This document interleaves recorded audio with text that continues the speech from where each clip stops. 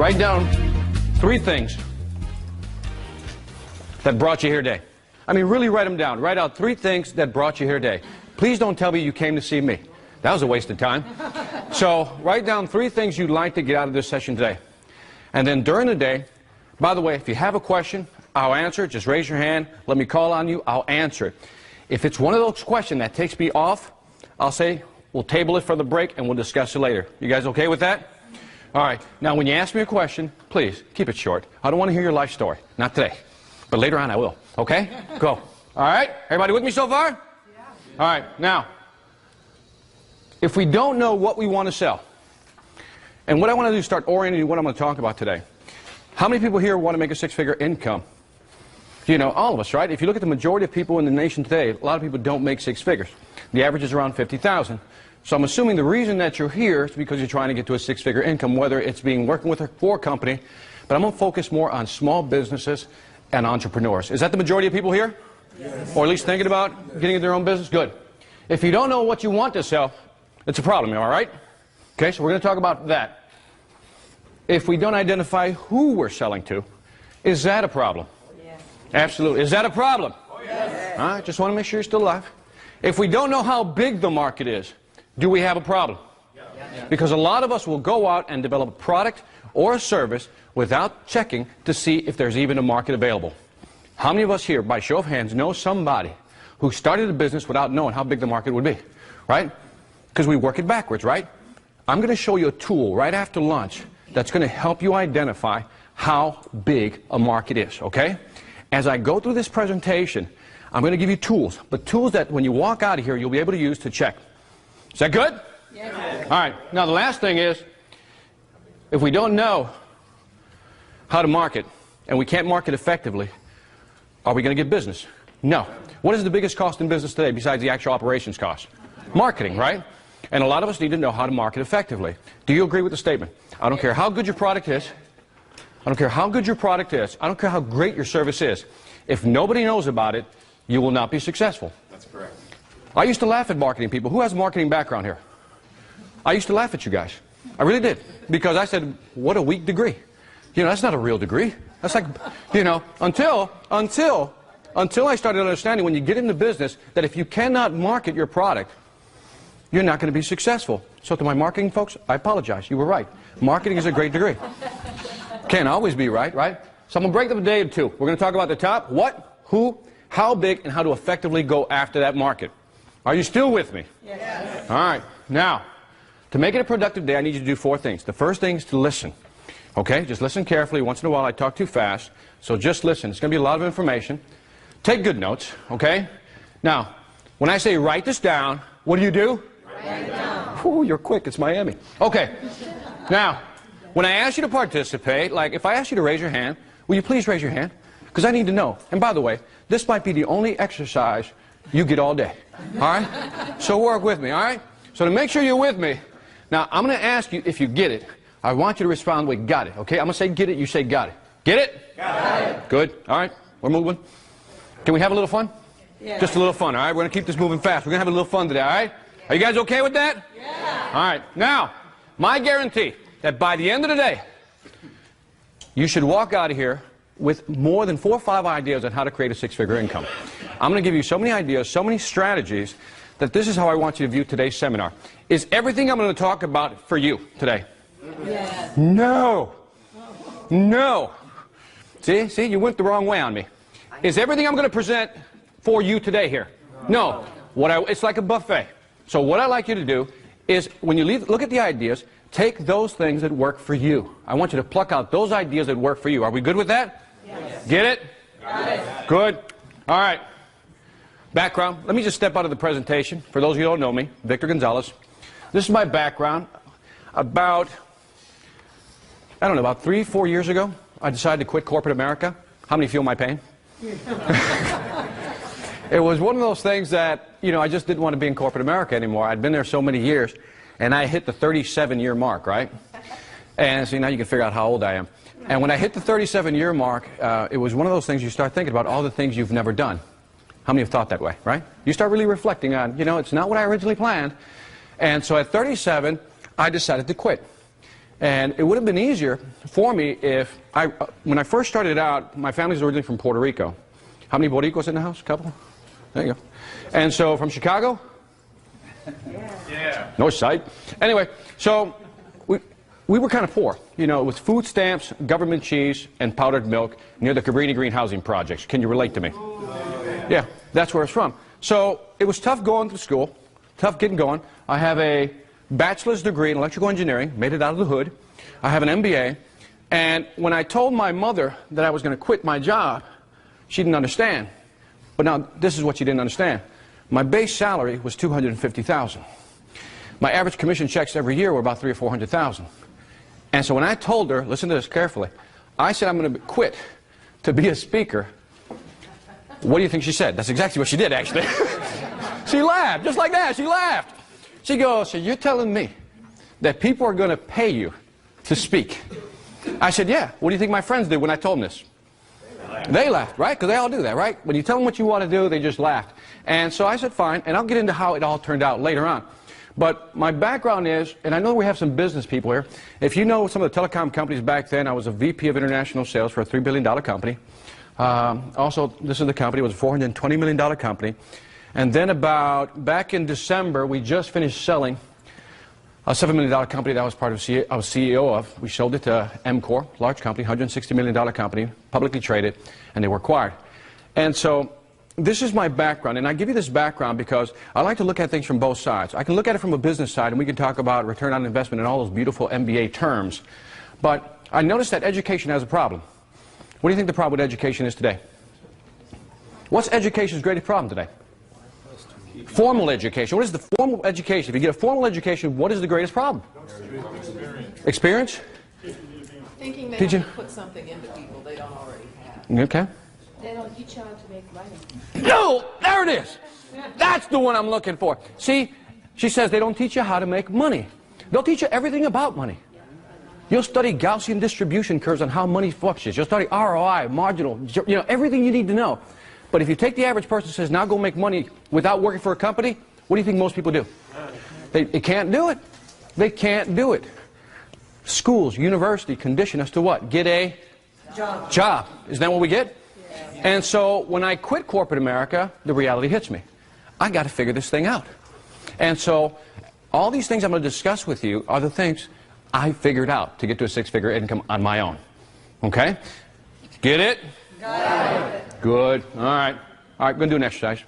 All right. Now, this is what I want you to do. We're all going to do this exercise. Each row is a group. In fact, this is a group. You're a group. Each row is a group. You, Jack, turn around. This is a group here. Just form groups. I need you to form groups. Find your own groups. Form a group. But don't move. Okay, okay, now this is what I want you to do. All right. Now, this was, by the way, each one, listen up. Don't get carried away. All right, first thing I want you to do, get a small piece of paper. Just a small piece. Just cut out a small piece of paper. Cut out a small piece of paper. Cut out a small piece of paper. Don't stare at me. Cut out a small piece of paper. All right. Everybody got it? Small paper. Now, this is what I want you to do. You see that? That's a paper clip. Listen to these instructions and listen carefully. Guys with the cool suits, you can do this too. I know you can. Okay? Now, this is what I'd like you to do. This is what I'd like you to do. I want you to list out ideas for how you can use a paper clip. Now listen to my instructions. I want you to write down good ideas of uses for a paper clip. Okay, each of you. I want everybody to do it. Now, I'm going to give you 30 seconds to do it. But again, good ideas on how to use a paper clip. Different ways.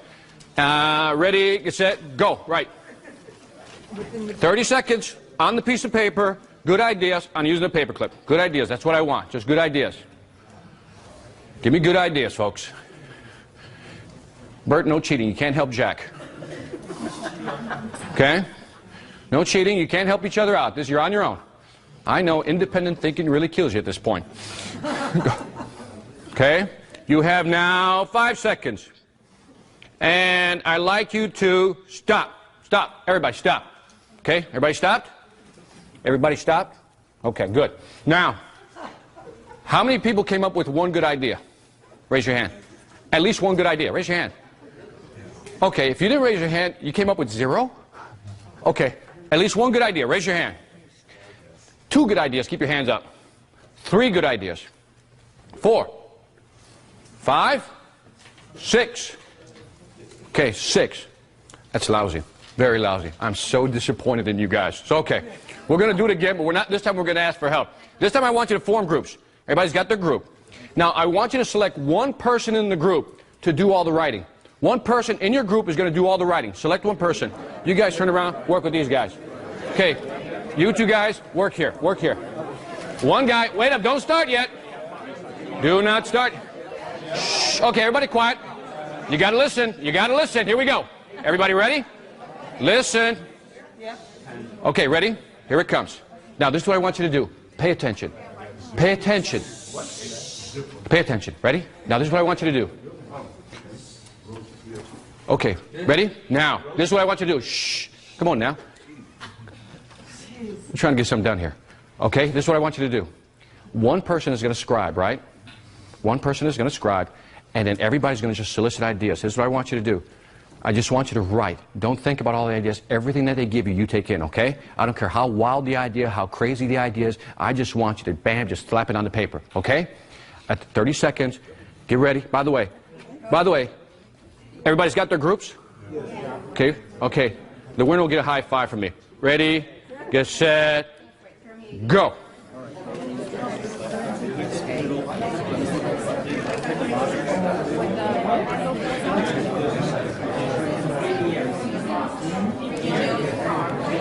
Remember, just write them down. Just write every idea you got.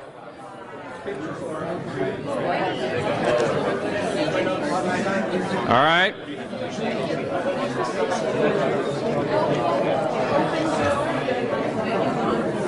By the way, the group that wins gets a free book. The group that wins gets a free book. Go. 10 seconds. 10 seconds. All right, 5, 4, 3, 2, 1. Stop. Come on, pens up. That's it. No more writing. No cheating. No cheating. I'm watching you. All right, now. Only the scribe, the person that actually wrote the stuff down, okay, raises their hand. 5, okay, keep your hands down. I know you're excited. You're excited. Boy, I got ideas, Victor, this time. Okay, how many had at least 5 ideas? 5 ideas. 6, 7, 8, 9, 10, 11, 12, 13, 14. How many you had? 16. 16? Come here. Step up here. So you got 16. How many did you have? 15? Ooh, that was good. Okay, 16 ideas. I just got to check to make sure some are right. Okay, read some of those. A necklace holding the hairpin to prevent nervous tick. Money clip to clean things. Okay. Key holder, keychain, reset computer as a toy to hold. Whoa, what's this one? Oh, Wait. sorry. What's this one? Roach clip. There's no roach. All right. Thank you very much. Give her a hand. Give the team a hand. Right here? All right. I'll talk to you later. All right. Now, by the way, now, let me describe to you what happened. Let me describe to you what happened so you understand what physically happened to you and what I did to you.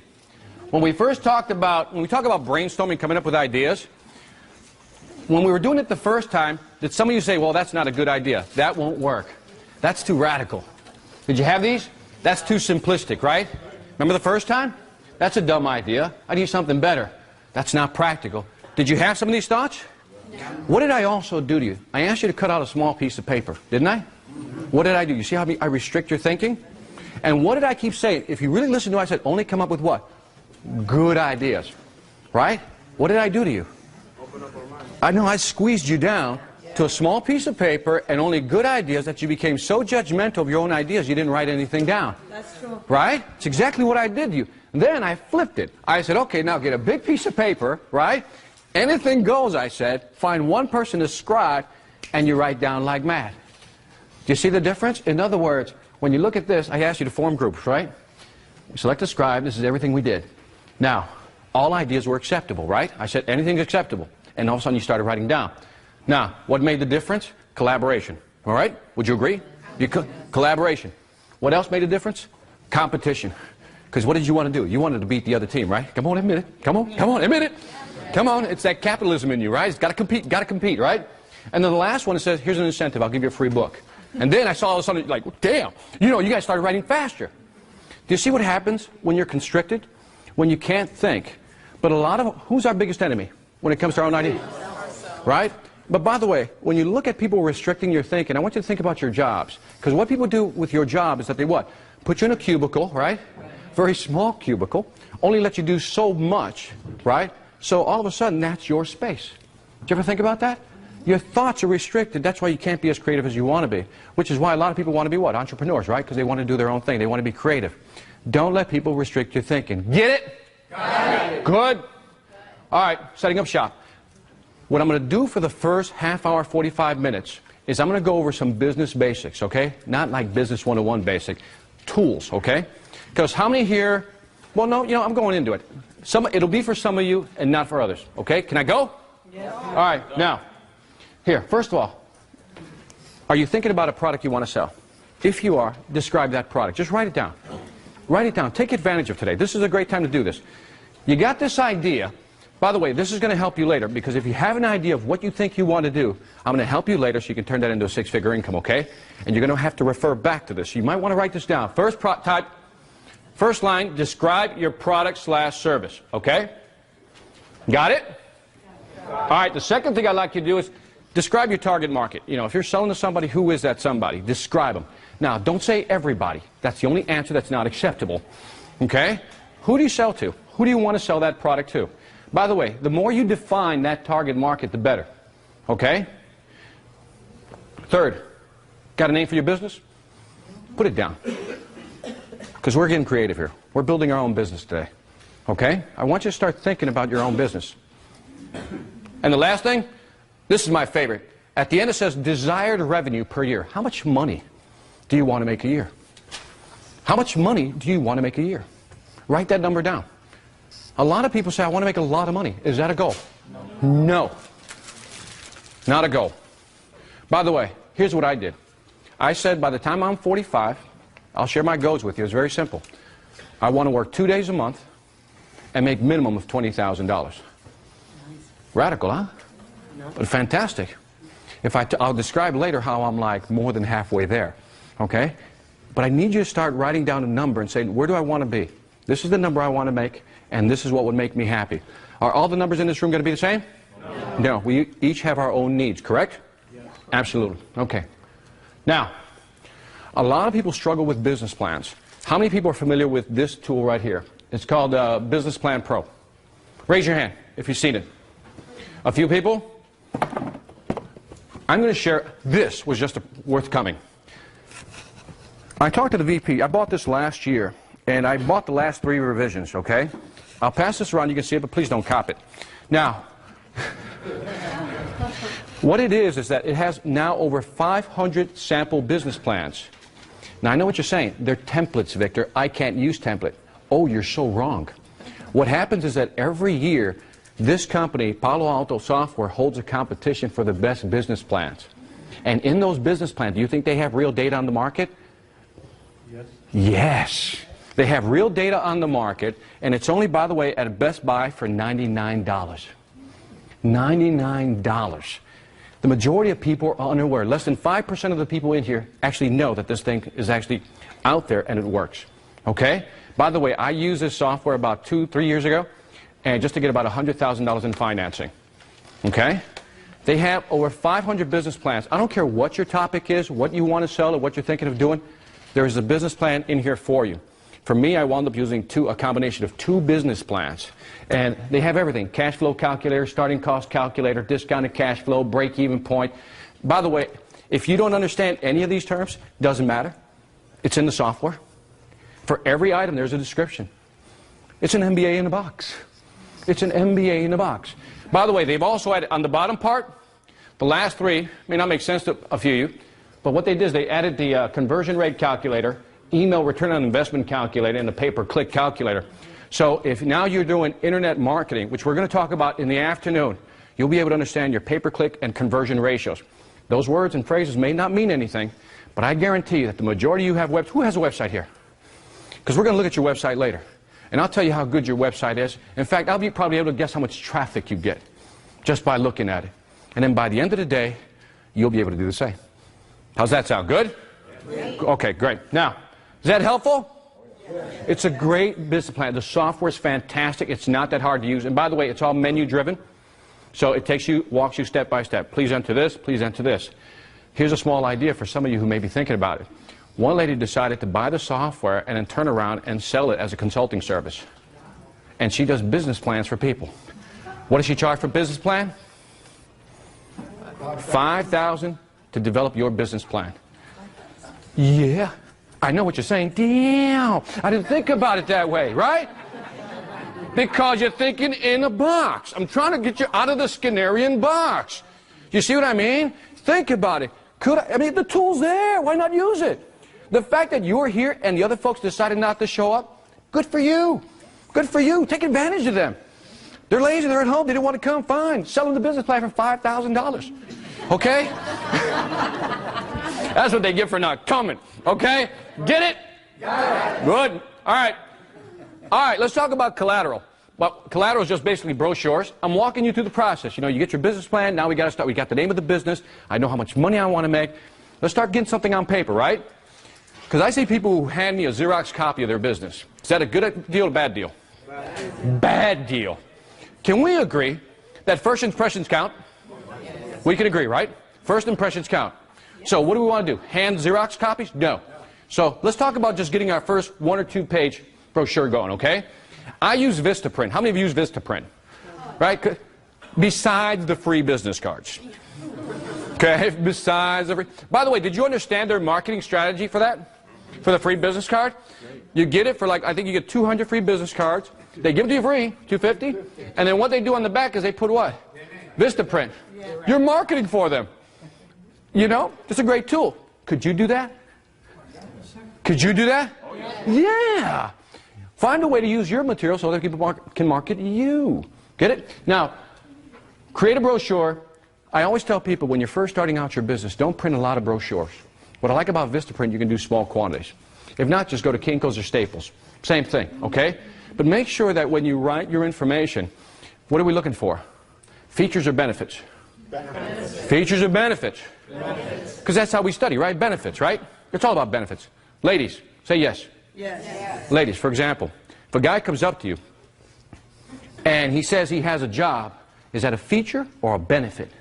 Feature. No! It's a benefit. He can afford to pay for my dinner and keep, you know, maintain me to some extent. Right? Oh, by the way, it works the other way around. Right? Guys, if a lady has a job, is that a feature or benefit? Benefit, right? By the way, again, okay, ladies, I'm going to give you one more test. If the gentleman has a car, is that a feature or benefit? Feature or benefit? It's a benefit unless you want to ride public transportation. And I've seen your public transportation. Trust me, I don't care how bad the car is. It's better than that. All right? So we're going to create a brochure. We're going to create a brochure. And by the way, are you familiar with using Adobe? Okay. You know, to create PDF files? Do you know what a PDF file is? Yes. What happened, for those who don't understand, you take a Word document. What was happening in the past is that people were stealing other people's information, you know, copying and pasting it on their own. So a PDF is basically a way of protecting a document from being copied. Okay? PDF stands for Portable Digital File. The most popular is Adobe. You've probably seen them. Yeah. If you need to put a tool in your kit, it's an Adobe program. Okay? You need an Adobe program. They have one in Best Buy between us. Can I tell you a secret now? See, because you're here. I got to share. If you go to Best Buy, they have something called the PDF converter. And you know what it does? It converts documents into PDFs, but the best part, it converts PDFs into Word documents. So now let me teach you a secret, but you got to use it wisely and don't steal. So let's say you don't have any creative juices going, right? You need to think about it. Because we all need help, right? We all need a tickler once in a while, right? This is what I want you to do next time. Type in a topic into a search engine. Type in a topic, right? Say marketing, right? And let's say you have a presentation the next day, you need a PowerPoint. Type in marketing space .ppt. You know, .ppt, which is what, a PowerPoint, right? Or .doc for a document. You know what's going to come back? Everything that's PowerPoint. I mean, it's PowerPoint doc, but most of them are what? In PDF format, right? And then you see some graphs you like to use or some sources you like to use to quote, right? So what you use the PDF converter to convert it back to a document, and then you just use it. But make sure you give credit to the sources, okay? The PDF converter is at Best Buy, costs $50. One of the best tools you can invest in. Get it? Yeah, now you know how to... Best Buy. You know, if it's a good store, it's a good store. By the way, we all know that the e-books and everything else is easy to mail, right? Like e-books, e-brochures, it's easier than mailing. Do a lot of us still send it out via email, regular mail? Who still sends out stuff? No. We know what happens. Circular file, right? And you can also post it on your website. Easy download. Okay? Building a website. How many of you, by show of hands, have spent thousands of dollars on a website? Just a few of you? Well, I've seen Bert's. I know it's a great website. So 4 or 5 people. How many have a website here? Their own website, not the company's website, their own website. Okay, what'd you spend on your website? I got my supplier to do it. Okay. Who else? $3.95 a month. $3.95 a month? Okay. That's it. $100 a year. $100 a year? They shouldn't cost anymore. 5 years ago, you couldn't get a website cheap. Now, I always recommend GoDaddy. You register for $8.95. You get hosting. I'll explain that later. You get web building software. It's less than $5 a month. Can you guys afford $5 a month? Yes. I have people tell me that's a little bit much. If $5 is a little bit much, you got other bigger problems than the website, okay? You're with me on that? You got other issues right now. But if you're just starting out your business and you don't want to spend a lot of money, I did a seminar in New York on Monday, and this poor lady had spent $4,500 on her website. She says, I'm not getting traffic. I looked at the website, I go, I know why you're not getting traffic. And the sad thing is, you can tell it was her last $4,500, if you know what I mean. And I said, you know, all you really need to do is use something like this to really get going, to define your business. The first time you put up your website, is it going to be perfect? No. Right, you're going to make changes, right? The problem with having somebody else do it is what? You lose control, right? Because this is what happens. I mean, people get websites for 5 sources. You got the internet service provider, right? Bell South will do it for you, right? You saw that infomercial at 3 in the morning, right? Today, only today, if you get your website, you'll be a millionaire tomorrow. You saw it, right? So most people get it that way.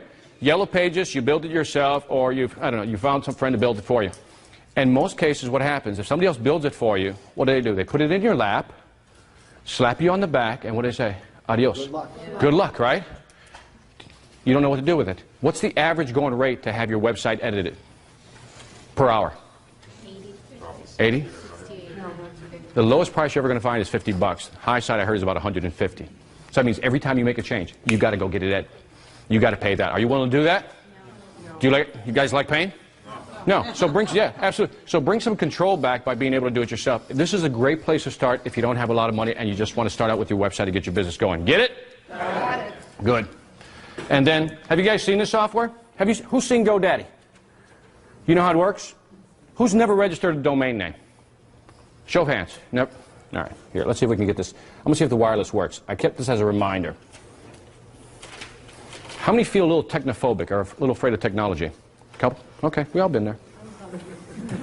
I've been there. I've been there. This is what GoDaddy looks like. I just want you to look at it real quick. And then you come in here, you register your name, Victor's Cue Balls. I can't come up with something. So, I got a billiard room. Want to play cue balls? And so, it'll tell me on the top if it's available. You select it. It's available. You pay your $8.95. $8.95 is your annual fee, for $9 a year.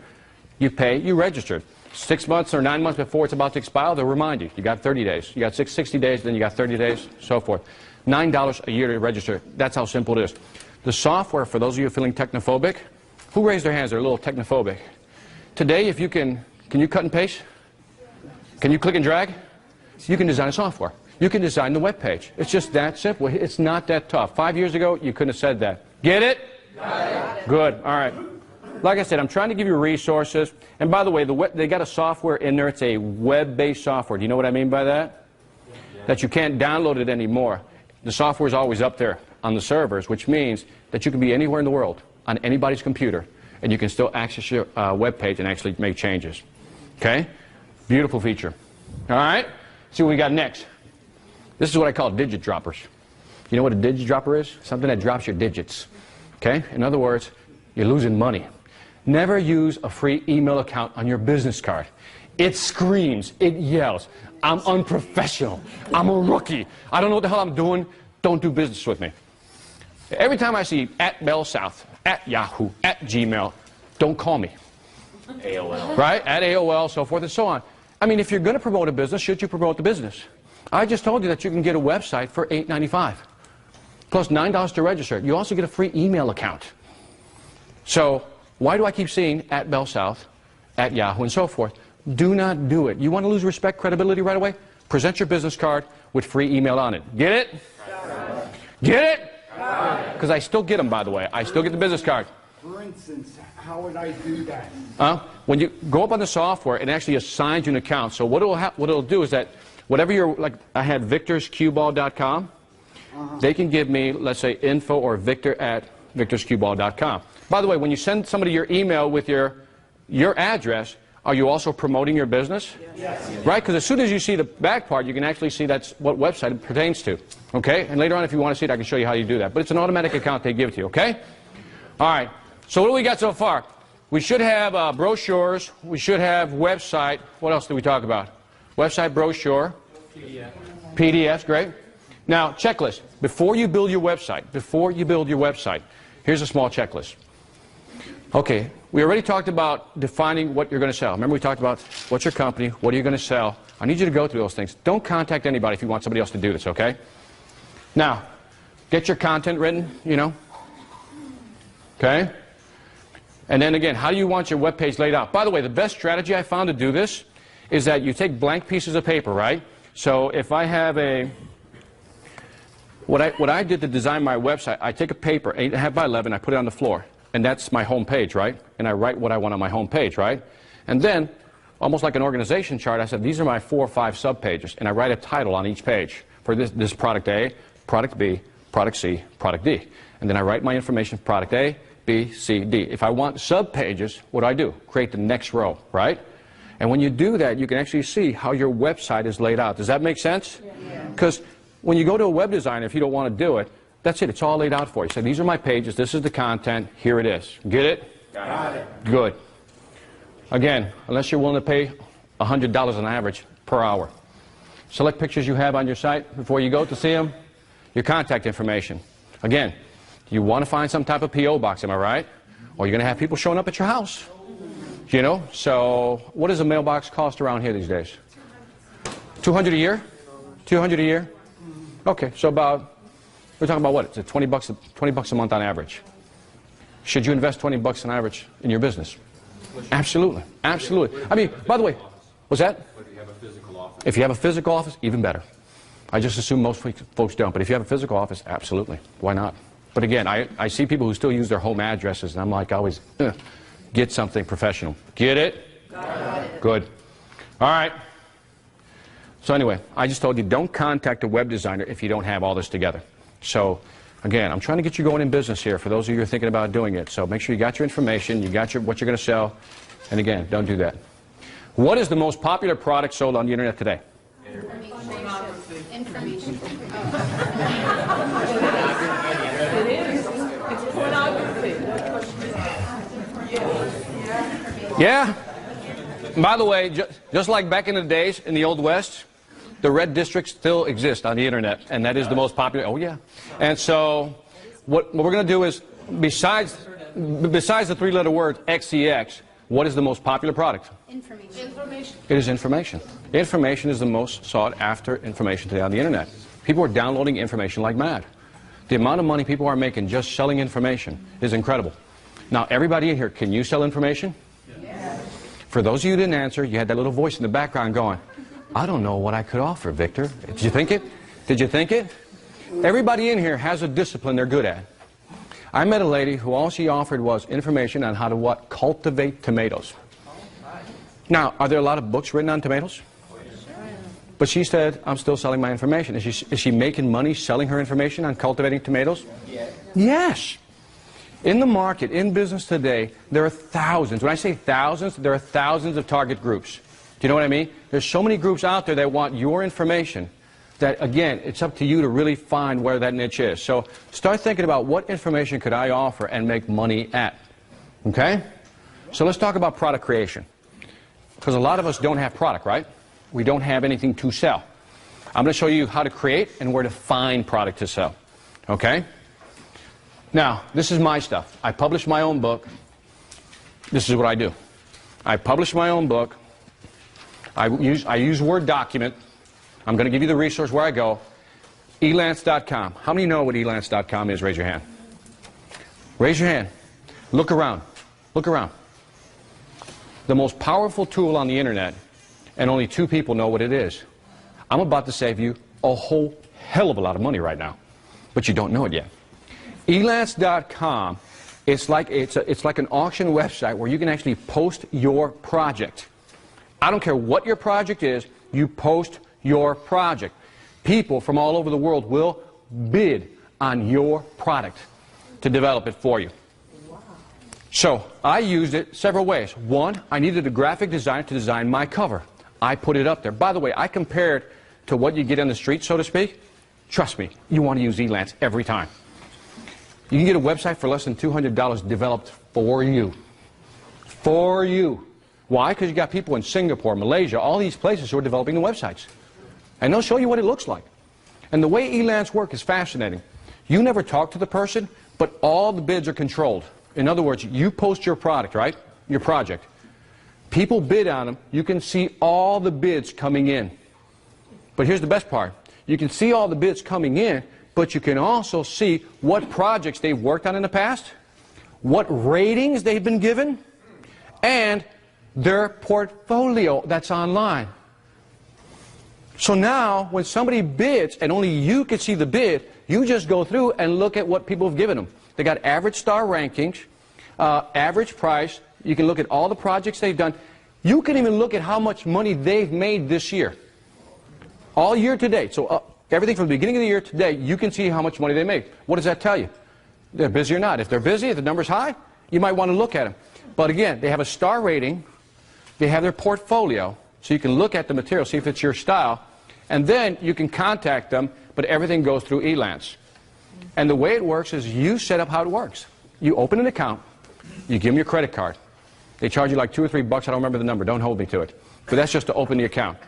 What they do is they hold the credit card. Once they hold the credit card, what you can then do is say, if you accept the project, I can pay 10% to get the guy started, or the gal, right? And then on the first draft, I'll pay another 40, 50%. Upon final approval, I'll pay the last 50%. Okay? And that's just taken or charged to your credit card automatically. See how it works? Any project you have right now, you want somebody to look at your marketing material, edit it. I had somebody edit my books. I put them up on Elance, boom. The first book I wrote, which is, you can't see it, it's called The Corporate Inferno. If your job is hell, you want to read The Inferno. So, my first novel, it's on business ethics. And I found somebody via the internet to actually edit it. It's about 200-some pages. $2,500 to edit, which is a going rate. It's a decent rate for a good editor. Now, I found Elance like a year and a half later. I said, okay, now I'm going to take my book, the second one, The Logic of Success, and have it edited. $375. Same quality? Then, no, this one was better. It was better, no exaggeration, it was better than the person who charged me $2,500. Then, I wanted to translate The Logic of Success into La Lógica del Éxito, right? Yeah. So, what I then did, you like that, huh? Ah, so you got it, good. Now, what I did then is I posted it, say I want it translated in Spanish. The winning bid, after I reviewed their credentials background, was in Argentina. Because they had the best neutral Spanish. You know, at least those translators did. $700 to translate the whole book. The whole book. Cover, new design for the cover. When you see it, you'll laugh. I lost my head. It was like $350, I think, for the cover design. And they'll put your ISBN number. It's perfect. For a lot of you, I don't care if you're in a small business or in a corporation, this is the most underused resource. Now you know, right? So if you want somebody to do, by the way, you want somebody to do your PowerPoint presentation for you because you don't know how to do it, just want to give them the text, bam, you blast it on there. Now, how many of you really like the idea of Elance? You like it? All right, you each give me $1 then. Yeah. By the way, in all seriousness, it's a fantastic resource. You have to visit it. Yes? These self-published books? All these are self-published books. Ask me why. Because I can't get published. But by the way, did you know that on average, a published author in 2004, I believe, only sold on average about 500 books? And by the time distribution, agents, and everybody kicked in, they got about $1. And that's $500 that they probably got. I do more than that sometimes in one event now. You know, because I sell about 500 to 800 books now myself. So in other words, it's like anything else. In business, nobody's going to promote you like you. You got it. Am I right? Because I've learned in this business, after I quit corporate America, before corporate America, I had a lot of friends. When you quit, man, you're in the desert. They don't return your phone calls. They don't want to talk to you. Why? Because you can't help them anymore. I'm sorry. And I learned this in Chicago, and I always tell people this. I tell my friends this. Nobody is going to hook you up. Nobody's going to help you. And by the way, it isn't because people are mean. They just don't have the time, and they don't have your passion. Am I right? But what do a lot of us do? We always try to depend on our friends. Well, Bob said he'd do it tomorrow for me. I'll just wait another week, right? And next thing you know, it never gets done. Am I right? You with me? All right, good. Now, that's what I use, instantpublisher.com. Now, I know a few of you folks have used it. How many have heard it? Instant Publisher? Raise your hand. A few again. My friends don't count. So again, you got less than 5 people who know something like Instant Publisher. By the way, this is not print on demand, okay, where they keep a big percentage. This is fantastic. I've used it for the last 3 or 4 years. Here's the great thing. You remember in the past where if you ordered a book, you had to buy like 1,000? Right? Because that was the minimum, right? Instant Publisher, 25. Minimum.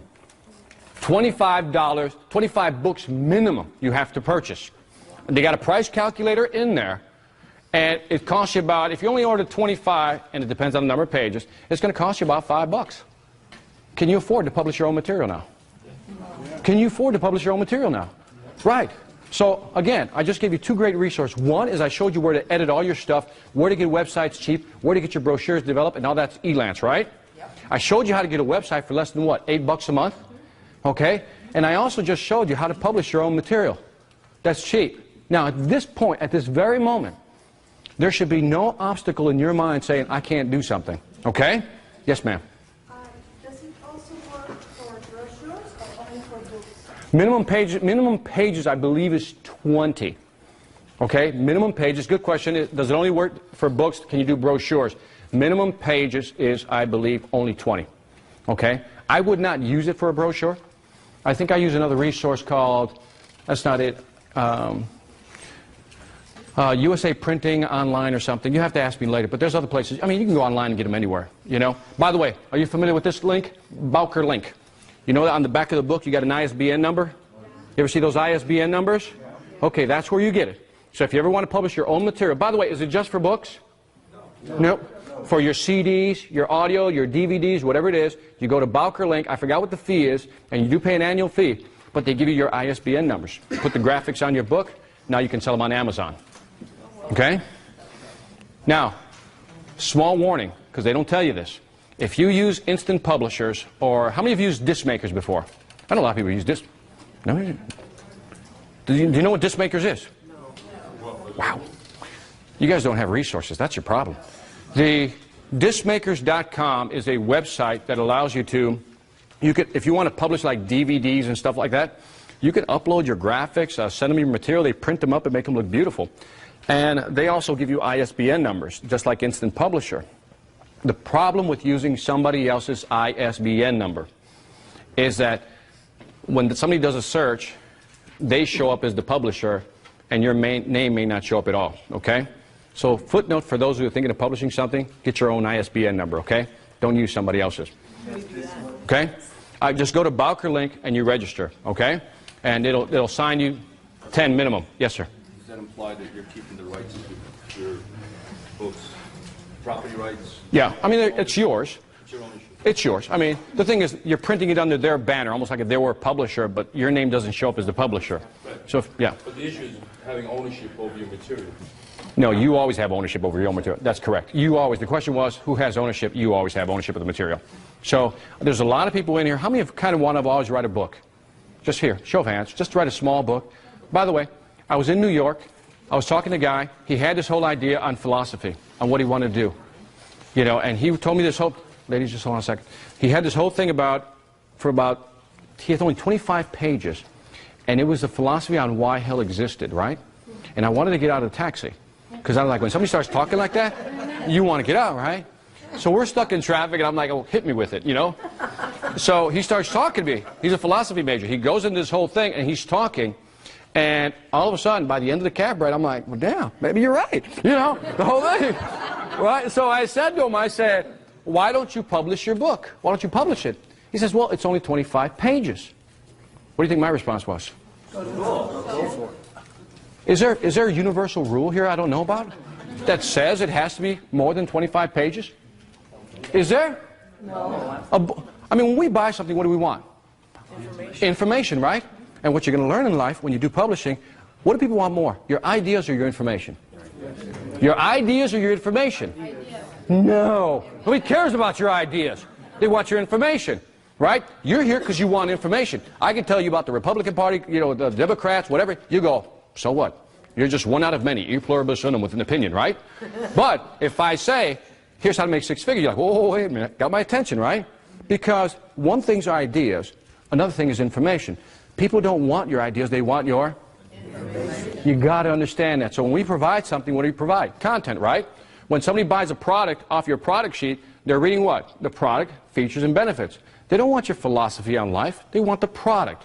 Okay, so it's always about information. You had a question? Yeah, on the discmakers.com, on average, how much is each CD that they print for you? He says, how much does it cost, you know, on discmakers.com, you know, as far as printing CDs? Okay, write these two words down. These two words will make you a lot of money. Write them down. Trust me, it's going to make you a lot of money. Lawyers use it to make you a lot of money. You ready? It depends. Am I right? Yeah. Right? You know, how much does it cost to litigate the case? How much does it cost to take this to court? So, you got your answer? Yeah. It depends. There you go. See? That's how you cop out of something. Right? Yep. Question. How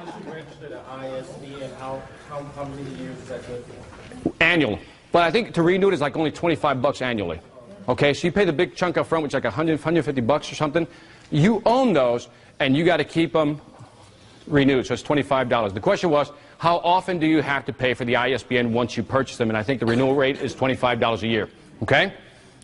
Is this helpful so far? Yes. All right. Video. Use video to promote yourself. I don't know what your medium is. Mine is speaking. What do you think people want to see? My mug. Because don't we get a lot of brochures from people?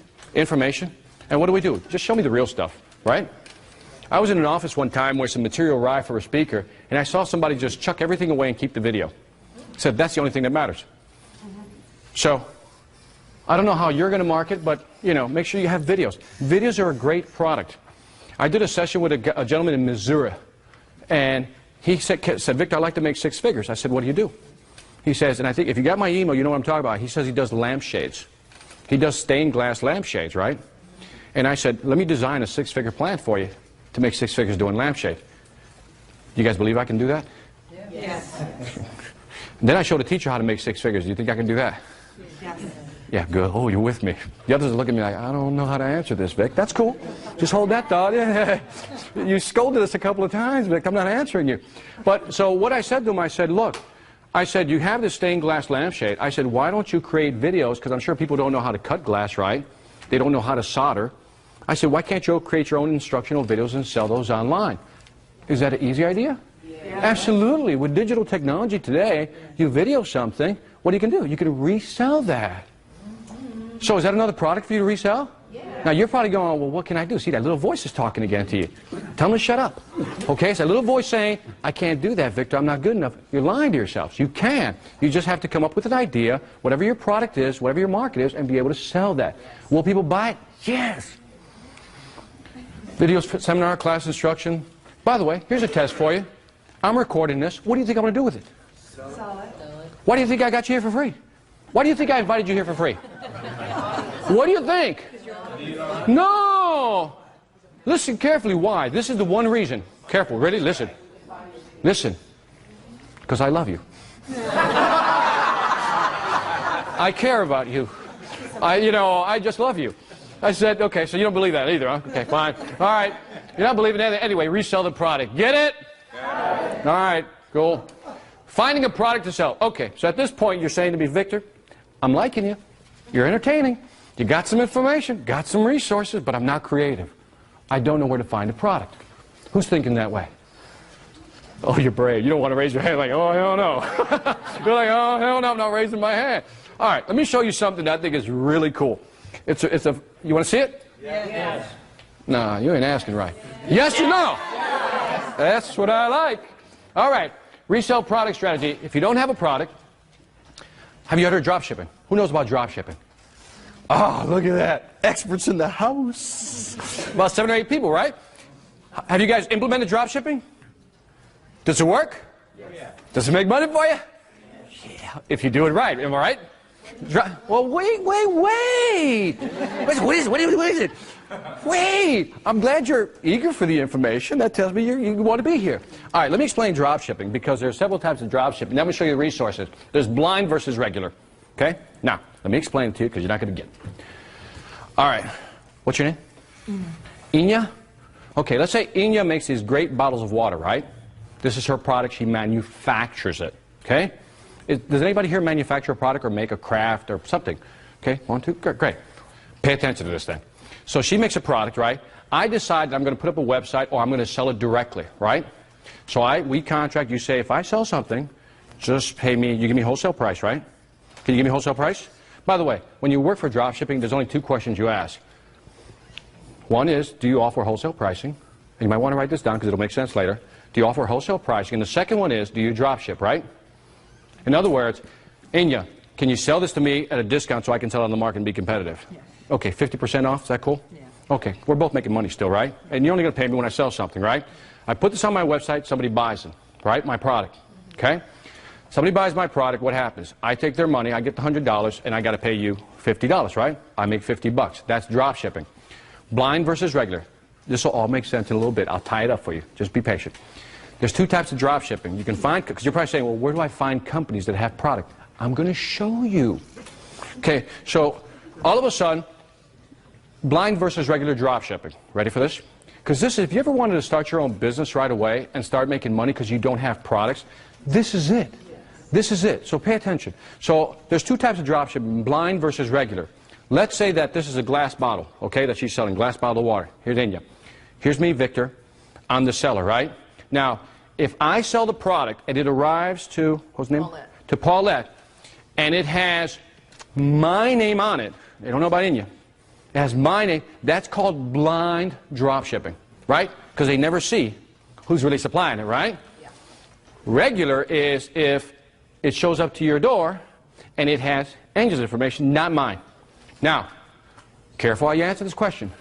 What's better, blind or regular? Blind. Which one? It depends. I'm out of here. Screw it. Look. Okay, I'm lazy. I'm on the golf course. I don't want to work, right? So let's say that the product ships, right?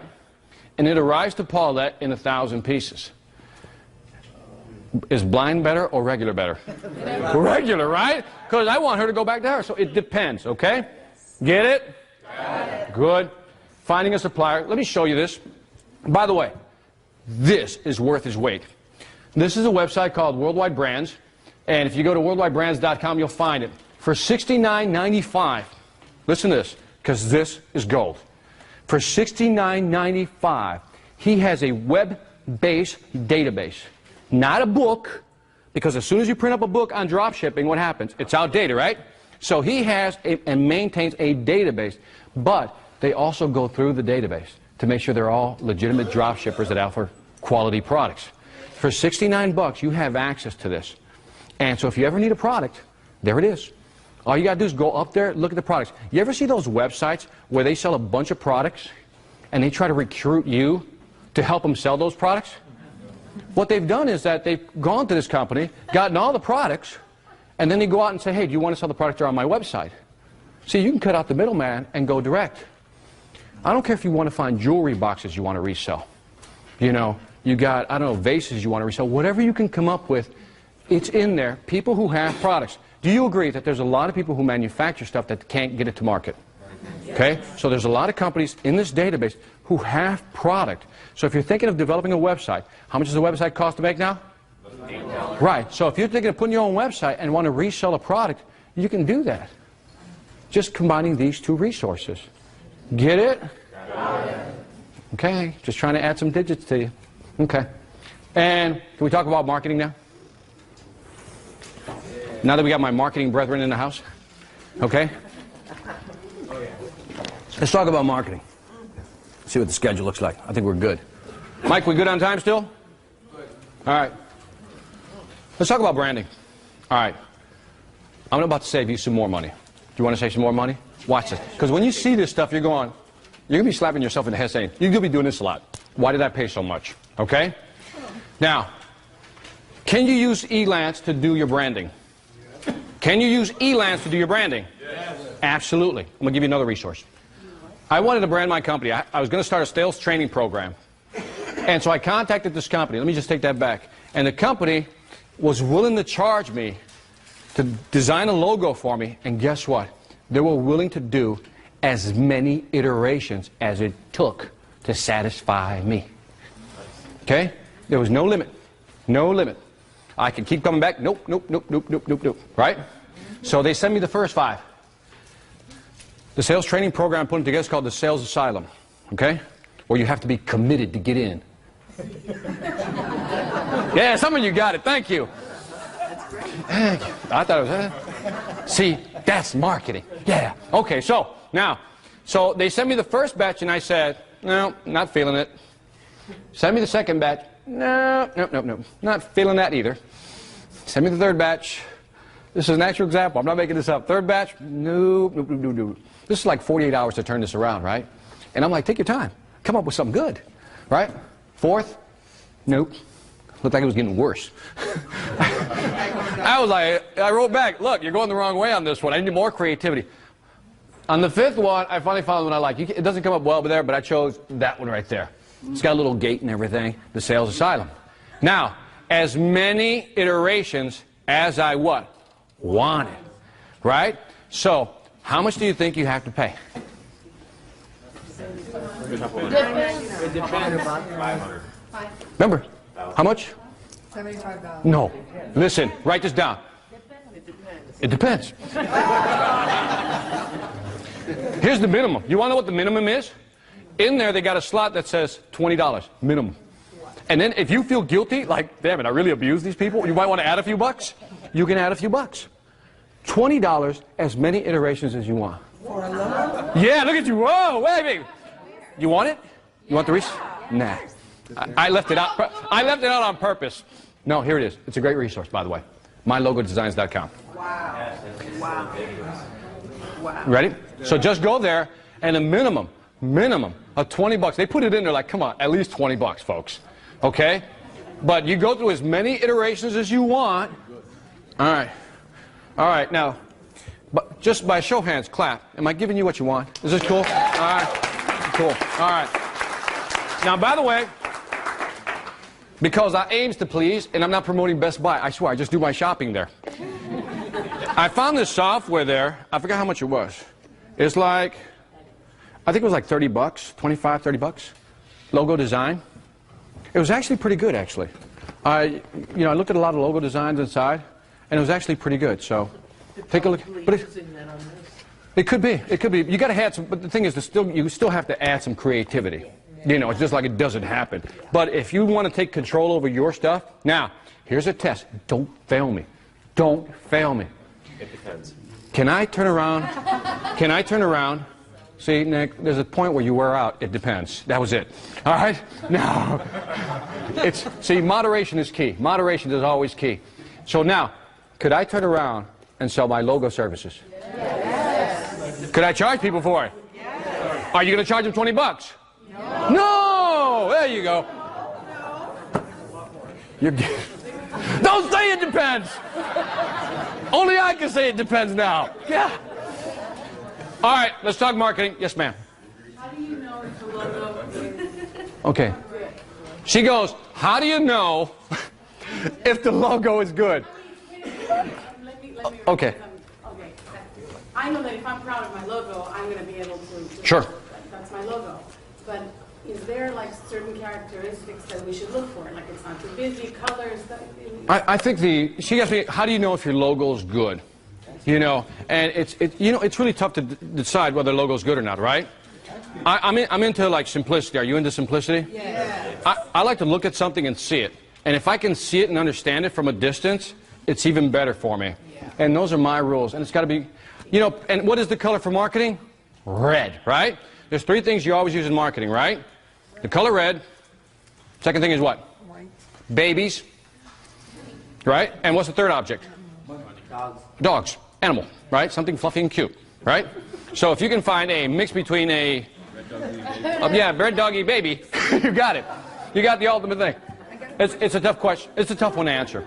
But I would just, simplicity is key. What about selling product online? We're going to talk about, she asked me about, what about selling product online? That's all the second half. When we talk about, by the way, the second half, I'm going to show you what the average website gets for traffic. And then, listen to this, I'm going to guarantee you. How many people here have websites? Now keep your hands up. How many people who raise their hand are getting lousy traffic? Keep them up. Okay? Okay? Yeah. Most folks are going, I don't get any traffic, Victor, I'm not raising my hand. Right? The majority of websites don't get traffic. The majority of websites don't get traffic. At the end of the day, by the time I'm done with you today, I'm going to show you how to get on the first page and maybe even be in the first position. And maybe be the only one there. You know, you don't believe me, do you? When I show you, you're going to be like, damn, he's right. Okay? All right, now, all right. Mistake number 1 in marketing. These are simple, these are just basic strategies for folks who've never taken a marketing course and said, Victor, what is it all about? All right. How many times, mistake number 1, when you try to control all the buyers? We have people who try to control all the buyers. You ever talk to people and says, well, who do you sell to? What's their response? Everybody, right? Can you sell to everybody? No. It's like when you get on the internet. Who do you want to sell to? Everybody. Whoever comes to my site wants to buy. Everybody that comes to your site, are they a buyer? No. Everybody comes to your site, are they a buyer? No. Yeah! Yes, they're a buyer. Here's the problem. They're not your buyer, right? Because everybody's a buyer, right? Everybody is a potential buyer. But what do we want at our site? Our buyer. You get the difference? So we want to make people come to us who want to buy our product. So when you see these commercials that says I can get 1 million, visitors to your site, it doesn't matter. I want 1 million qualified buyers. Big difference. Get it? Got it. Good. All right, so we have to identify who our buyers are. And when I talk to people who want to talk to me about their business, what they're doing, I ask them, who's your buyer? 9 times out of 10, they can't define it. And I think that's sad. That's where you're missing out. If you can't tell me who your buyers are, how could I help you? Who are your buyers? What do they look like? In other words, I'm selling to the female population, 30 and above, with income, at this level, so forth and so on. Right? Or I'm selling to stay-at-home dads, blah, blah, blah, blah, whatever the market may be. You got to know who your buyers are. Now, people want to market like this. Would you agree that we should market like this? Because we got to market at the center of the bullseye, right? We have to, yeah, it's all about focus. You got to market at the center of the bullseye. If you don't market at the center of the bullseye, you're just going to be spending your money. And a lot of us here, if not everybody, unless we're Coca-Cola, we don't have a big budget, am I right? So we want to use our money, what? Effectively. So we're not going to market to everybody. We're going to define who we market to. But here's the paradigm shift that most of you have to go through. You're used to the horizontal. I tell you to go vertical on the market, but you're saying, well, Victor, maybe there's not enough business there. Do you think that way? Yeah. Right? If I limit myself, there's not enough business. But that's wrong. It's when you limit yourself that you can focus and expand that vertical niche. Because this is why this is vertical. You go vertical, and vertical can be very deep, and there can be a lot of buyers in that market, and we'll talk about that later, okay? Now, mistake number 2, lack of diversification, okay? Now, by the way, did I tell you guys I was married for 20 years now? Can you give a hand, please?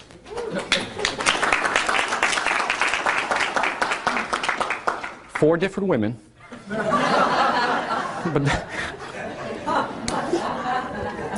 I like to call that diversification of love. So, I got a couple of women give me the evil eye right now, right? One wife, 20 years, okay? One wife, 20 years. All right, when we talk about diversification, within our product niche, we want to offer more than one service, right? Yeah. When I do speaking, I sell books, I do seminars, but all within what? Yeah. that one market niche. And that's what a lot of people don't understand, that you got to stay within one market niche. And again, when you try to cross-sell into two different market niches, are you going to be successful? No. You're going to have a hard time doing it. You know, and also, that's where your identity comes in, right? And sometimes, have you ever gone to a website or visited a company's, brochure or something, and you don't know what the hell they sell? Because there's so much stuff on there. Have you had that problem? It's like, oh, what do you do? I mean, if I got to explain to you, what do you do? Did I fail? In Mark, absolutely, right? And I see a lot of people who just say, they plaster stuff up. Would you agree that a confused mind will never make a decision? Right? Salesman 101. A confused mind will never make a buying decision. And so if you're selling everything, if I come up to you and I said, what do you sell? What do you do? Please don't go into this, well, I'm really good at this, and if you need that, I can do that too. And we really, we don't specialize in that, but that's something that, if we had to do it, we could. I just go nuts, like my head wants to explode like scanners, bam! And so, you ever go to, and I'm sure Mike knows this, you go to these networking meetings, right? And you just want the 20-second pitch. Can you give me the 20-second pitch? Not your story, not your manifesto on life. I just want the pitch.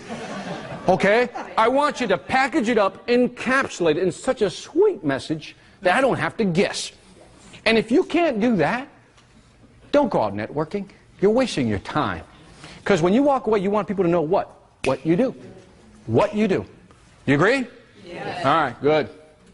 All right, last thing. Multiple niches. And again, for me, within the speaking business, there's multiple niches. My background is sales. So do you think I sell a sales program? Yes. Of course, because it's within my speaking niche. Now, I got motivational speaking, I do all these things. Under my sales training program, I have all these products. Okay? And so I combine multiple products, but I still stay within my what? My niche. Everything, if you're sales, motivation, you talk to me. I got it for you. Okay? And that's how I want you to start thinking. What do you offer that people can identify you with? Because the only way to position yourself, people say, well, Victor, how do you get people to pay you money? How do you get people to talk to you? The first thing you do is you position yourself as what? As an expert. In other words, please don't tell me you know a lot, because that's just not going to cut it with me. Have we talked to people? They don't have a website, they don't have a business card, but yet they want to help me. You can't even help yourself. Do you know what I mean? And I'm being hard because we come across people who want to give us advice. And every time we listen to other people, what happens? We get more confused, we get more trouble, right? Here, I'll give you a test. I'm going to test you. Be careful. Another test. You walk into a shoe store. You walk into a shoe store. Salesperson approaches you and says, can I help you? What do you say, or what do you do? Just looking. Just looking? Or? Yes. Just yes? Yes? Yeah? No! No, it doesn't depend. Look, listen. You're going to say that at the wrong time. I'm telling you. You have to use it wisely. It depends. I should have put like a disclaimer and a caution. Please only use when appropriate. Okay? Look, you walk into a shoe store. Person approaches you and says, can I help you? This is the... No, you don't say, of course. This is what our problem is. This is what you do. You look at the person, and then you look at their shoes. Because if they're wearing some Buster Brown peanut cracker jack shoes, why would I want their advice? Am I right? Listen to me, am I right? Absolutely. But what do? We listen to people who don't know, right? And there's three types. There's three types, right? We know what these three types are, right? People who don't know. People who know they don't know. And the third type is people who pretend to know and know they don't know. Right? And these are the three levels of people that we have, right? You know what I'm talking about. You've met them. And who, by the way, our biggest culprits are family members. Right? Here's what happens to you. Let me tell you what happens to you when I'm not around. You wake up at 2 or 3 in the morning and you have this brilliant idea, right? You're like, whoa, got it, right? And you got this great idea. You're all excited. Your spouse kicks you out of bed. I can't sleep. Get out here. Go write the ideas. So you go to your office or whatever table. You start writing your ideas down, right? And all of a sudden, you feel like you're a genius, right? You have that Tom Cruise moment, when he wrote that manifesto. Some of you got it, yeah. There you go. He has that moment. You're like, whoa, let me write this thing. And then what happens? Morning comes and you're like waiting for somebody to get up so you can tell them, right? Or to call. And so what do? You wait for somebody, a friend, maybe a family member, and you go tell them your idea, right? You tell them your idea, and let me tell you how they knife your dream. Let me tell you how they knife it. Because, by the way, people who kill your dreams don't just go, poof. No. They have these, this is how they do it. You present the idea and they go, really? Okay. I mean, it's a good idea. I've never heard anybody do that. I guess it could work. And with every statement, you're like, right? And then by the end of the conversation, you walk away going, man, that was a real stupid idea. And what do? Nothing. And that's why you're here today, right? Because you're like, I had these ideas, Victor, I didn't know how to execute. Don't listen to stupid people, okay? That's my whole thing. If somebody's going to give you advice, I always look at people who give me advice. And I will only listen to people who, A, make more money than me, look like they have better ideas than me, because I've seen their stuff. If you don't have those things, don't talk to me. You know, and you may say, well, that's kind of hard. Don't you have to be that way? Because, you know, if you let too many people talk to you, you wind up talking yourself out of things. And I don't know about you, but I only like to listen to people who've done something. Because when they've done it, I know they've suffered, right? Is success easy? No. It's a process, right? It's just a process. So when we go through this whole process, what we have to keep in mind is we want people, we always talk about mentors and stuff like that. Look, I have virtual mentors. You want to know my secret? You know what virtual mentors are? It's like the big rabbit that doesn't exist. You know? It's imaginary. And so what I do is I find 5 or 6 people who I really like. I find their websites and their material. I don't copy it, but I mimic like a dog, right? Because if they're doing something right, do I want to mimic what they're doing? Right. And again, that's what I do. I don't need a mentor. I just find the sites, find the people that I think are my virtual mentors. They don't know they're my mentors. One day I'll come up and hug them and say, hey, thank you. They won't know. But again, find somebody who's doing something you like and then just try to emulate that. And then, but again, should you steal stuff from people? No. The only way you're going to be successful is what? When it's your material, okay? So you have to go through you and make it yours. Get it? Got it. All right. By the way, selling dissimilar products, all I mean by that is don't sell different things. A confused mind will never make a decision. All right? Building a list. Now, so let me see. We got website, we got marketing. What else we got going here? You got elance, we got logos, we got brochures ready. Are we almost there with our business plan? All right, now, permission marketing. Let's talk about this one, because I think this is one of the most undervalued things we have today. What's the most popular word on the internet? Free. What's the most popular word on the internet? Free. Free. We like free, don't we? Yeah. I tell them I'm doing a free seminar, guess who shows up? Right? Because it's free. Now, if I charge you for it, you'd be like, well, I don't know, it might not be worth it. Now you're probably saying, I should have paid the guy, I feel so bad. And if you're thinking that way and you feel guilty and guilt is driving you right now, you can pay me still. I'll accept your money. Okay? So free, right? Free is the most popular word, right? So, this is what I learned about Costco. Can I tell you what I learned at Costco? Because this happened to you. This happens to you. If you've been to Costco, you're walking, minding your own business. You got a list of things you want to get, right? Everything in bulk, right? And so you're walking, and in the aisles, what do you see? You see the person with the white apron. You see the person with the white apron? Yeah. Yeah. What do? They shove a piece of turkey in your mouth. Right? What did they do to you? What did they just do to you? They just marketed it to you, right? Because all of a sudden you stopped, and you start chewing on that damn turkey. Not bad. Not bad. What was the brand name of that turkey? And you asked for the brand name, right? You know what I'm talking about, right? Because you've done it. Right? You start chewing, and then you're walking through there, and you're like, you still got the aftertaste of the damn turkey in your mouth, right? And next thing you know, you might buy the turkey, right? Because that's what people do. They give away free samples to what? Hook you. 4 principles of marketing, right? AIDA. Okay, where are my marketing folks at, so I don't have to define it? AIDA. What's the A stand for? What's the A stand for? Okay, let me walk through them. AIDA, 4 principles of marketing. I want to grab your attention, generate some interest, create a desire, right? And then move you to what? Action, right? Shove a piece of turkey in your mouth, got your attention. Start chewing on it, got you interested. You really liking it. Oh, desire's building. Uh-oh, take it to the front. You bought. Action. I'm in. Is that what it is? Yes. So what we have to do is find ways of giving away free samples, right? On the internet or in business, what do? We give away things. You've been to a trade show. How many have been to a trade show? Yeah.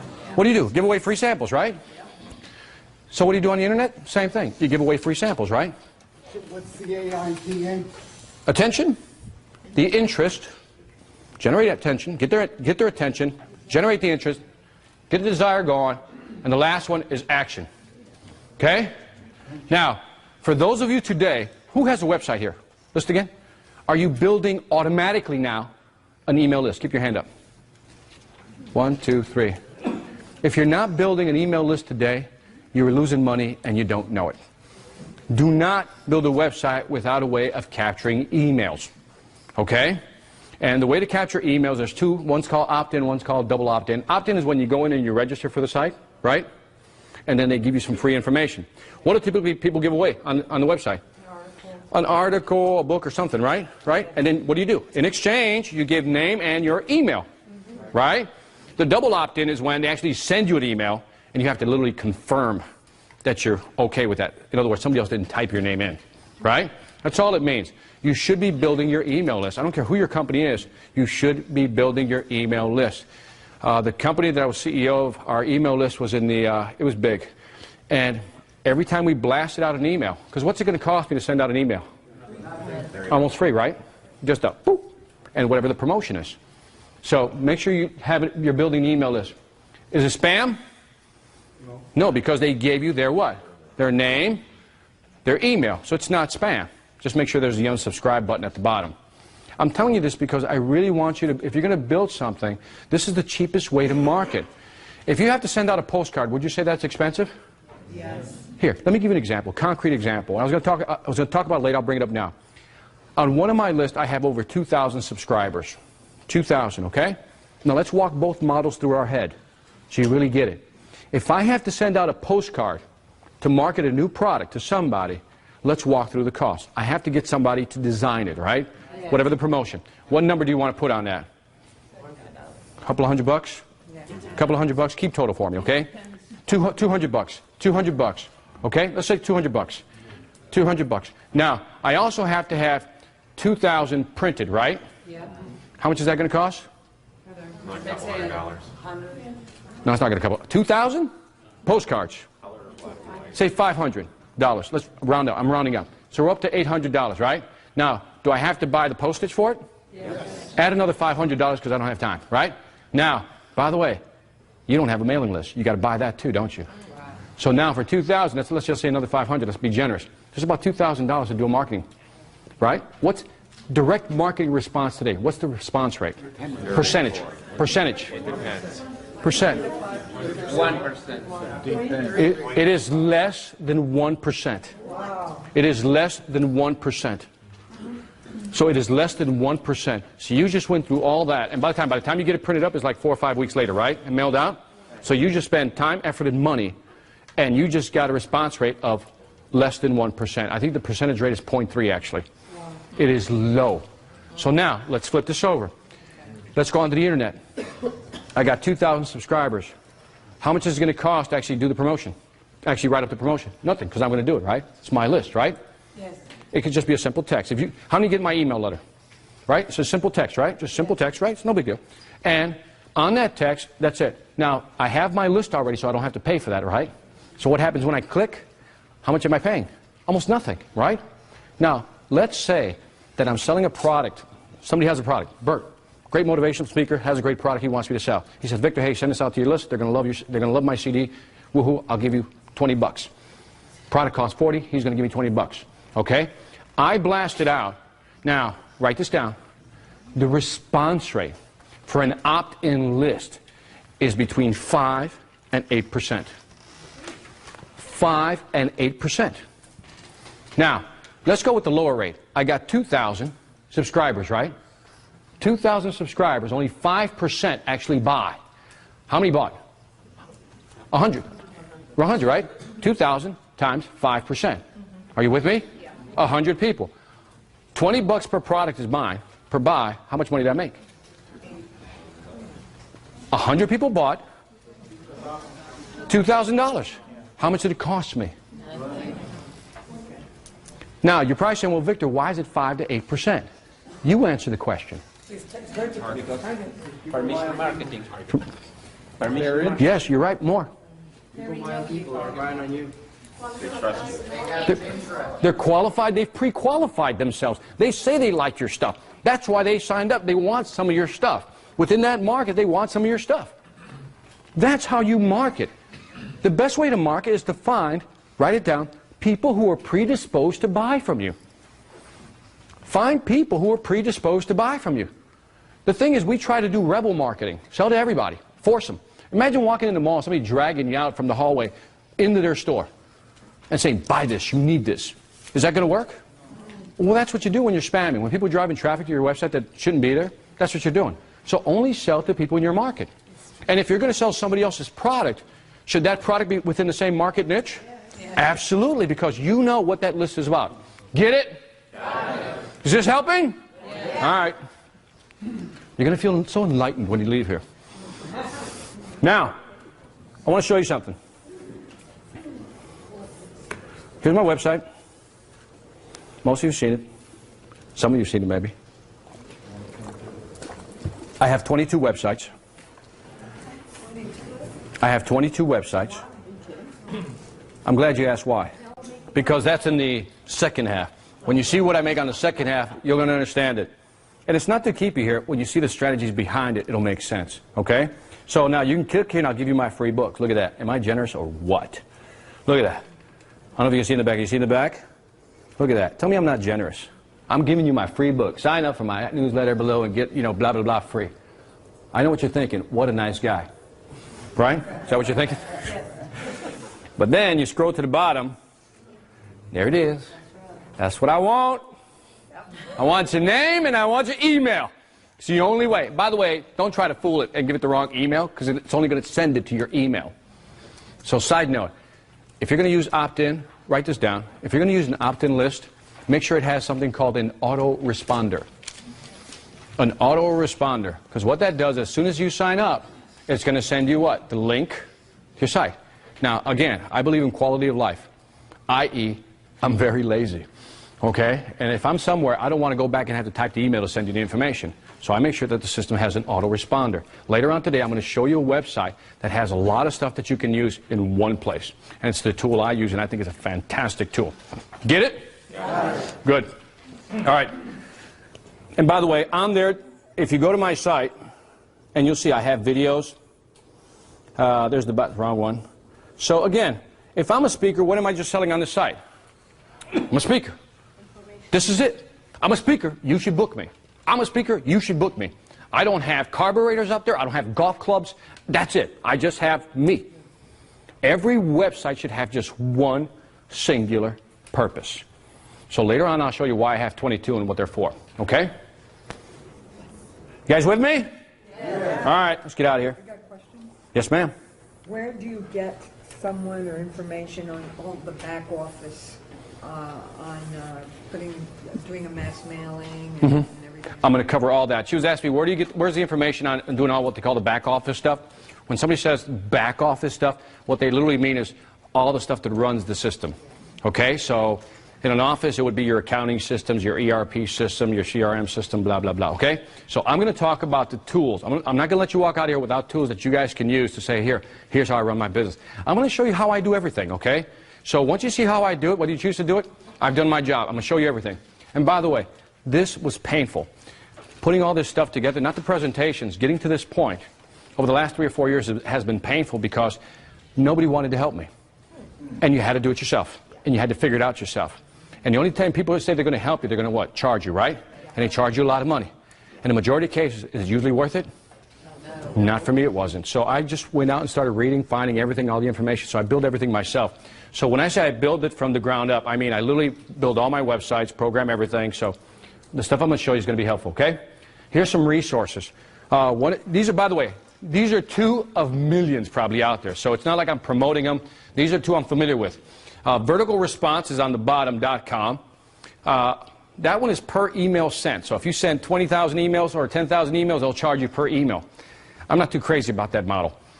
The other one is Constant Contact, and they charge you per size of the list. Okay, they have different sections that you can break them down. This is one way to do it if you're not very savvy with the internet, okay? By the way, both of these companies, what they do is they do newsletters. You ever see get newsletters, those pretty newsletters from people? Just scroll all the way to the bottom. You can see what companies they're using. Okay? Next time, just scroll to the bottom. You can see what companies they're using. These are just two. I think I used Constant Contact when I first started. Okay? And it's a very good piece of software. Again, they charge you per size of the list. But if you want to get something up and going, and so what you do is you go to this website. It'll allow you to put a little box on your website to say sign up here. Okay? It automatically then takes the email and puts it in a database. Okay? And from that database, you can send out, what? Newsletters, right? They have templates, pre-made templates, and they're colorful templates that you can just blast out and send out the information. Okay? Okay? Both of them have them. They're both similar. Okay? They're just resources. So what you'll do is you'll sign up, they'll give you a code, you put it on your website, you'll be able to start collecting emails. That's it. That simple. Anybody still? I see some confused faces. Raise your hand if you're a little confused. Okay. So all it is, you sign up. Let's say I want to start collecting emails on my website. Okay. I need a mechanism to do that. And if I wanted to send out newsletters, I need a mechanism to do that. When you sign up, what will happen is they'll give you a code that you put on your website, and it'll create that little box, the email box and the name box. Once somebody enters that information in, it goes into a database for their company, and you can always use that list. Then you log in and use the actual database and send. What's that? You can't do that on your own. Why would you? Do you want to get up in 3 in the morning and take somebody's email? No, you want it done automatically, right? 24 hours a day, you want. The question was, can I do the email thing on my own? I said, no. You want to be collecting emails 24 hours. These are no. An auto. Well, you ever buy? She asked me, is this an autoresponder? You ever buy something on the internet? What do you get after you buy something in your mailbox? A confirmation. That's an autoresponder. That's just one form of an autoresponder. That's all it is. Okay? This is just for newsletters. Let me just put it out. Just for newsletters and collecting email addresses. Get it? Got it. Okay, yep. So this doesn't include the option for with autoresponder. This comes without autoresponder. This has an autoresponder. You can program. Yeah, you can program an autoresponder. But like I said, later on I'll give you better tools.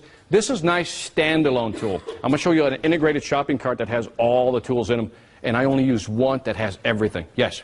Is this, if you put in like your target market, will it collect the emails for your target market? Or No, no, this is just... email, just like a general... She says, does this collect your target market email? No.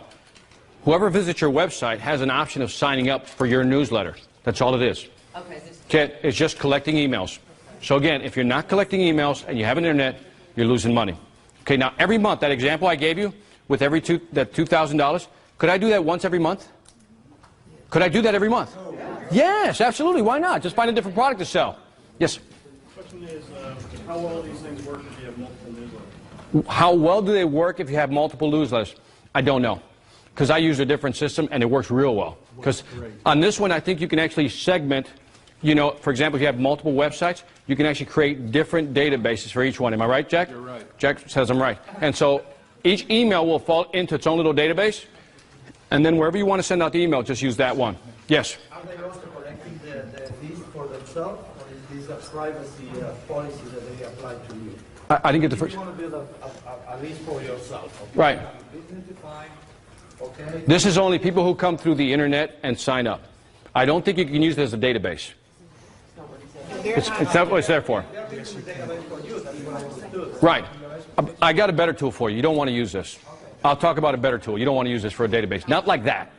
Okay? All right, let me keep moving. And again, we're going to answer questions in the back. All right? And I just put collecting an email list. It is invaluable. Okay, so please don't build something without doing it. Okay, so building your email list, great asset. We talked about that. Use the list at your discretion. By the way, don't overuse your list once you have it. I think you guys shouldn't get more than one email from me a month. For those who get my email, about once a month. Yeah, I don't beat you guys down. I just once a month I send out something. Because you fall into what's called list exhaustion. You overuse the list. When you overuse the list, what happens? People start opting out. Okay? Yes, Mike? The other speaker's not coming to the one, so you're not pressing it. Okay. Good enough. Thanks, Mike. Appreciate it. All right. Anyway, grow your list doing joint ventures. Do you know what that is? How you work with somebody to create a list? Let's say you don't have a list. A lot of people here are going to start out and says, Victor, I don't have a list. So let's say I contact Mike Owen from Jimmy Network. Said, Mike, I know you have a list of 2,000. Can you blast this out on my behalf and do a commission split or some type of agreement? That's called a joint venture, okay? So use other people's lists. Get to know people who have lists. And by the way, they become very important after a while because it's the cheapest way to do it. I'm going to teach you how to do this later. You know what an affiliate program is? An affiliate program and how they work on the internet? Raise your hand if you know what it is. Okay. Oh, good. Well, after lunch, when we talk about the internet, I'm going to describe what an affiliate program is and how you can monetize your website. In other words, put links on there that's going to generate you some money. Okay? Just hold that thought. All right.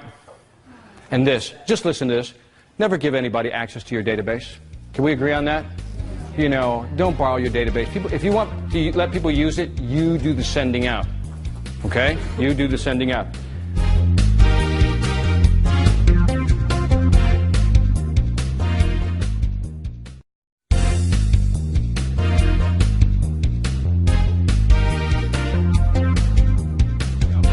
I got a lot of stuff to get to. Like I said, all right, we talked about, let's say you don't have a list. I'm going to give you some quick resources. Write these down. These are fantastic resources. Okay? Finding a list. Getting the right list.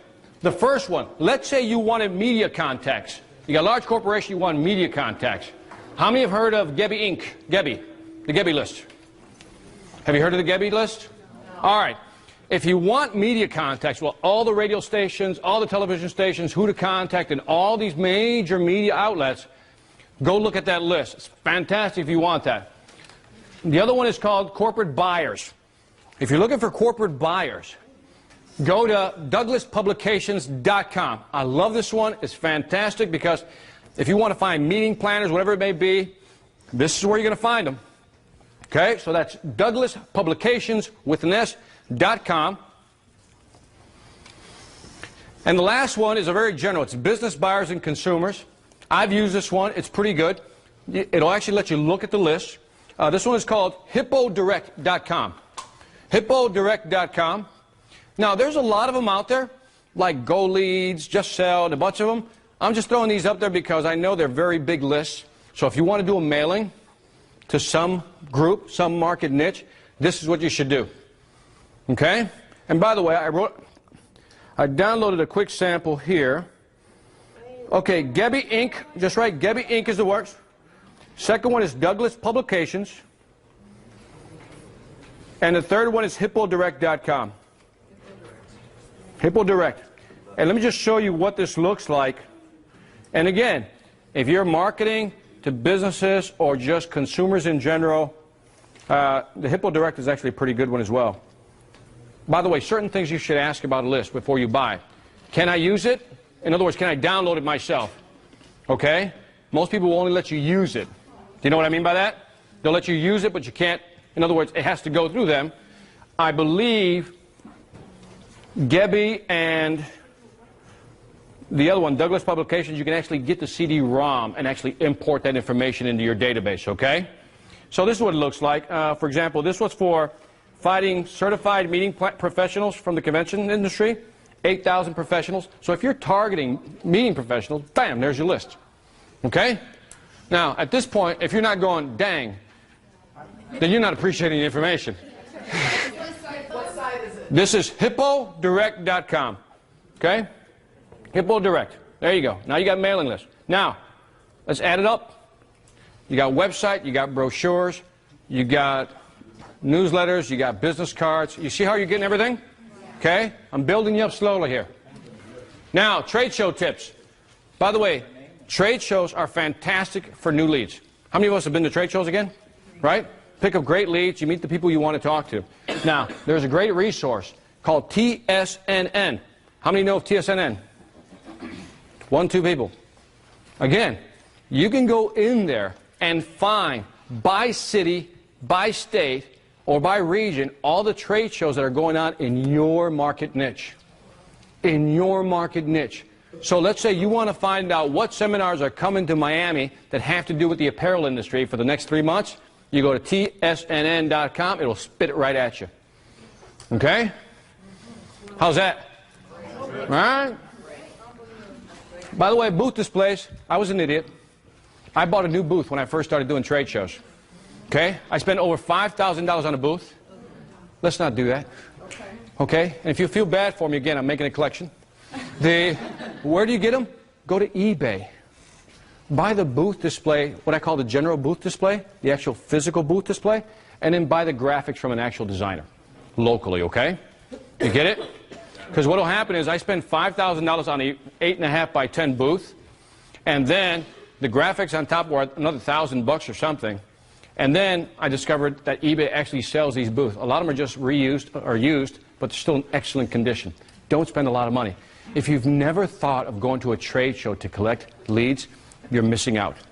You are missing out. So, you know, when you look at selling, you know, everything from funeral urns to, you know, vases, you know, try to go into some of these trade shows. And by the way, they're not that expensive. Every time I go to a trade show, I said, if I can get 1 or 2 leads, do I know what that value is to me? Let me ask you a question. If you know what you're selling and you know what your product offering is, you know how many leads you got to get, right? So you can figure out easy. By the way, how do you guys manage your contact list? I use Act. How many use Act? Act, right? Or something similar. Goldmine is another one, right? Do you guys know what I'm talking about? No? What it is, if you don't know, you need to know. This is Act. Guess where I got this? No, Staples. But what it is, it's expensive. I believe it's like $300. Not that much. How much is it? $195. Okay, $195. By the way, do not buy these on eBay. Okay? What they do is they resell them with the different licenses, but it's only one license with different code keys, okay? It's illegal. Spend the $200. One of the best investments you'll make. What it is that you'll be able to just file all your database into this. What I also like about it, it reminds me of my schedule. How many of us forget about our schedule, right? If you got a lot of things going on, you can also blast out your email. So you can actually, if you have the right software, let's say you're using Constant Contact, I don't know if that'll do it, but I know mine does. I can actually import all my emails into here, and so I can manage all my blasts from here. So I can do word processing, send out emails, send out newsletter. How many of us look Outlook? Outlook, you know, to match. This ties into Outlook. If you have a PDA that has like Outlook, you can also download your information here. This is like the heart of the business, at least in my book. So Outlook is not good enough? No, Outlook by itself is okay, but I'm saying this does much more because it also has sales tools in the back. You can track sales, you can do sales funnels. By sales funnels, I mean, you know, non-qualified all the way to bought. You can also put notes. It really just do a lot of things. Yes? Was there a question? Oh, I thought you said something. I'm sorry. But anyway, dedupe? Can I don't know. I don't know. But, by the way, have you ever seen it? Act? No. Let me just show it to you. Okay, let me just show it. I'm not going to show you how to use it. I can't. How long does it take to learn? It depends. You see how you use it? It's all timing. You got to use it at the right time. Okay, this is Act. But by the way, if you're running a business and you're not managing your contacts or your schedules right, invest in this software. You can't go wrong. You can't go wrong. This is like a no-brainer for me. And so I use this to manage my schedules and everything. Goes with me everywhere. Takes forever to load up, though. But I'm just going to show you the front screen so you get an idea of what it is. Okay? No, you'll see a few of them. You know how you can create multiple databases? So I created a smaller one for you. So, yeah. So, hold on, Eric.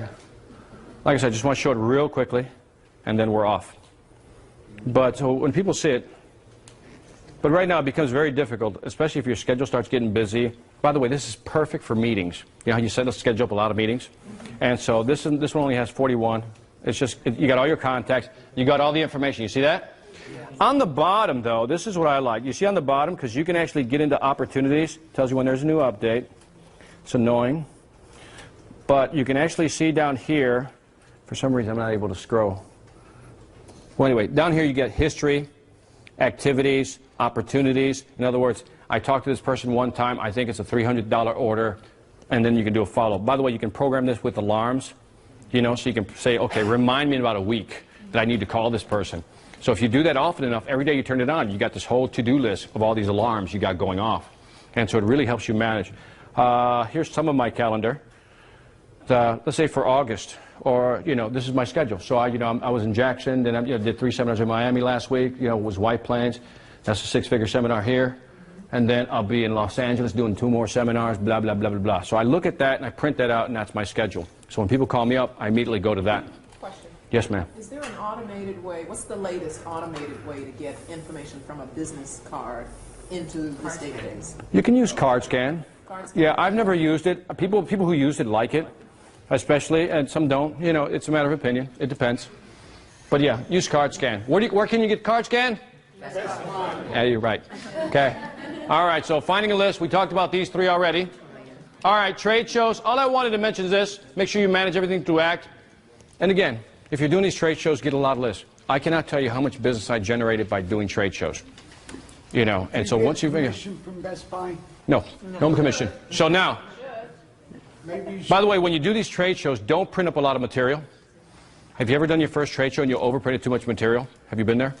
For those of you that don't print up too much material because things will change. Have samples in your booth. By the way, for me as a speaker, what do I have in my booth? What do I have in my, besides books, what do I have? Video, right? Because that's all people want to see. So what I did is I set up 3 computers, right, with my videos running, and they had headphones that they could just step up and go and listen. Okay? Okay, got it? If it's a service, then you got to find something to describe the service. I mean, it's a tough one. It's a good question. Or you can do hands-on, like while you're there. You can do hands-on, like polish nails or whatever you want to be. Yeah. Last week I ran my PowerPoint presentation just on a screen on the side. There you go. Yep, run your PowerPoint presentation. You can run it off your computer. Some people put a little screen in the middle and just shoot it right in there. Is that what you did? Like in the middle or off the side? Just on the computer? So, you can do a lot of things. Hey, just throwing it out there. By the way, let's talk about wasted material. And I just threw this in there. How many times have you heard something like this? Victor, we'd like to get a copy of your materials, but with your name, of course. You know, just send us your material and we review and get back to you. How many of us have heard that? You know? And then you go through all that trouble. This is why you need a website. Because I think the greatest line you can say is go to my website. And I love that line. Go to my website. And so, you know, the problem is the cost to mail, the time, mail delay, and so forth. And so what I did is I put the videos on my website. And I tell people, just go to my website. Can you mail us a DVD? No. Go to my website because you're going to book me. Tell me if I'm wrong, but the majority of people who ask for information are always the least likely to book you or do business with you. Am I right? If they really want you, go to my website. You know, and again, it just saves money. All right. By the way, if you have an electronic brochure, remember the Adobe program? Let me email it to you right now, and then we can go over the material. Because what happens when you wait a week? The opportunity's gone, right? And sometimes they can't even remember why they asked for it. So again, if you have a website, log on. I tell people, why don't you log on right now? I'll tell you which video to look at that might interest you. And it works. You don't spend money, you're just there. The immediacy principle is that it's now. If you're really serious about booking me, log on now. And if they say, I don't have a web, you know, I'm not in front of a web page right now or whatever, internet access, all right, I'm going to send you the email, look at that, and then call me back. The majority of people, you know, they're not going to look at it. And that's it. Serious buyers, they don't mind. Someone in the past says, well, Victor, you got to have all this press kit material and so forth. I don't know. If I'm a big corporation, yeah, you have to. But when you're a one-man shop, an entrepreneur with a small business, and you got a small budget, am I right? A lot of that stuff goes into the garbage if you don't use it. Design a postcard. I'm just going to show you what I used. And then it's a little case study. I mailed my website. And what I did was I used this software called 6bytes.com. See it? 6 bytes? That software right there. 6 bytes. Let me tell you what I love about that software if you have a website. What it does, it basically captures your whole website, and then you can put it on a DVD or a CD. So when you send it to somebody, they can actually surf your whole website as if they were connected. So if somebody's on the plane and wants to look at your website and videos, they can just go. It's a way of packaging it up. I believe the price for that software is like $69. Don't hold me to it, okay? But it's a great one. So what I did is I had these printed because I wanted to try it to see if marketing with a CD worked. And so I had, you know, silver, black print with the little, you know, clear plastic, and then I mailed them by hand. I had a list already. I mailed them. The total cost for mailing, list, and everything was $2,400. Now, as a speaker, when I was starting out, I was charging $2,500. So what am I saying to myself? All I got to do is get what? One. To break even, right? Mm-hmm. So once I get one to break even, I'm good. That mailing alone, it's over $50,000. I stopped counting. Just on that mailing. I still get calls today. People still have that CD, DVD, and say, I want to book you. Except now, I don't charge $2,500. That did change. So, I want to talk to you about this because I think here's another thing we get into this. I discovered this about speaking.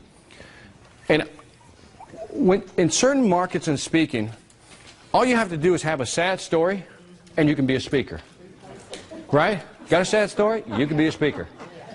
And so what I found early on that if you do not create a barrier to entry, do you know what I mean by a barrier to entry?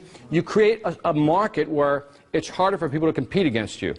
For example, I realized that just being a speaker with a sad story wasn't going to cut it.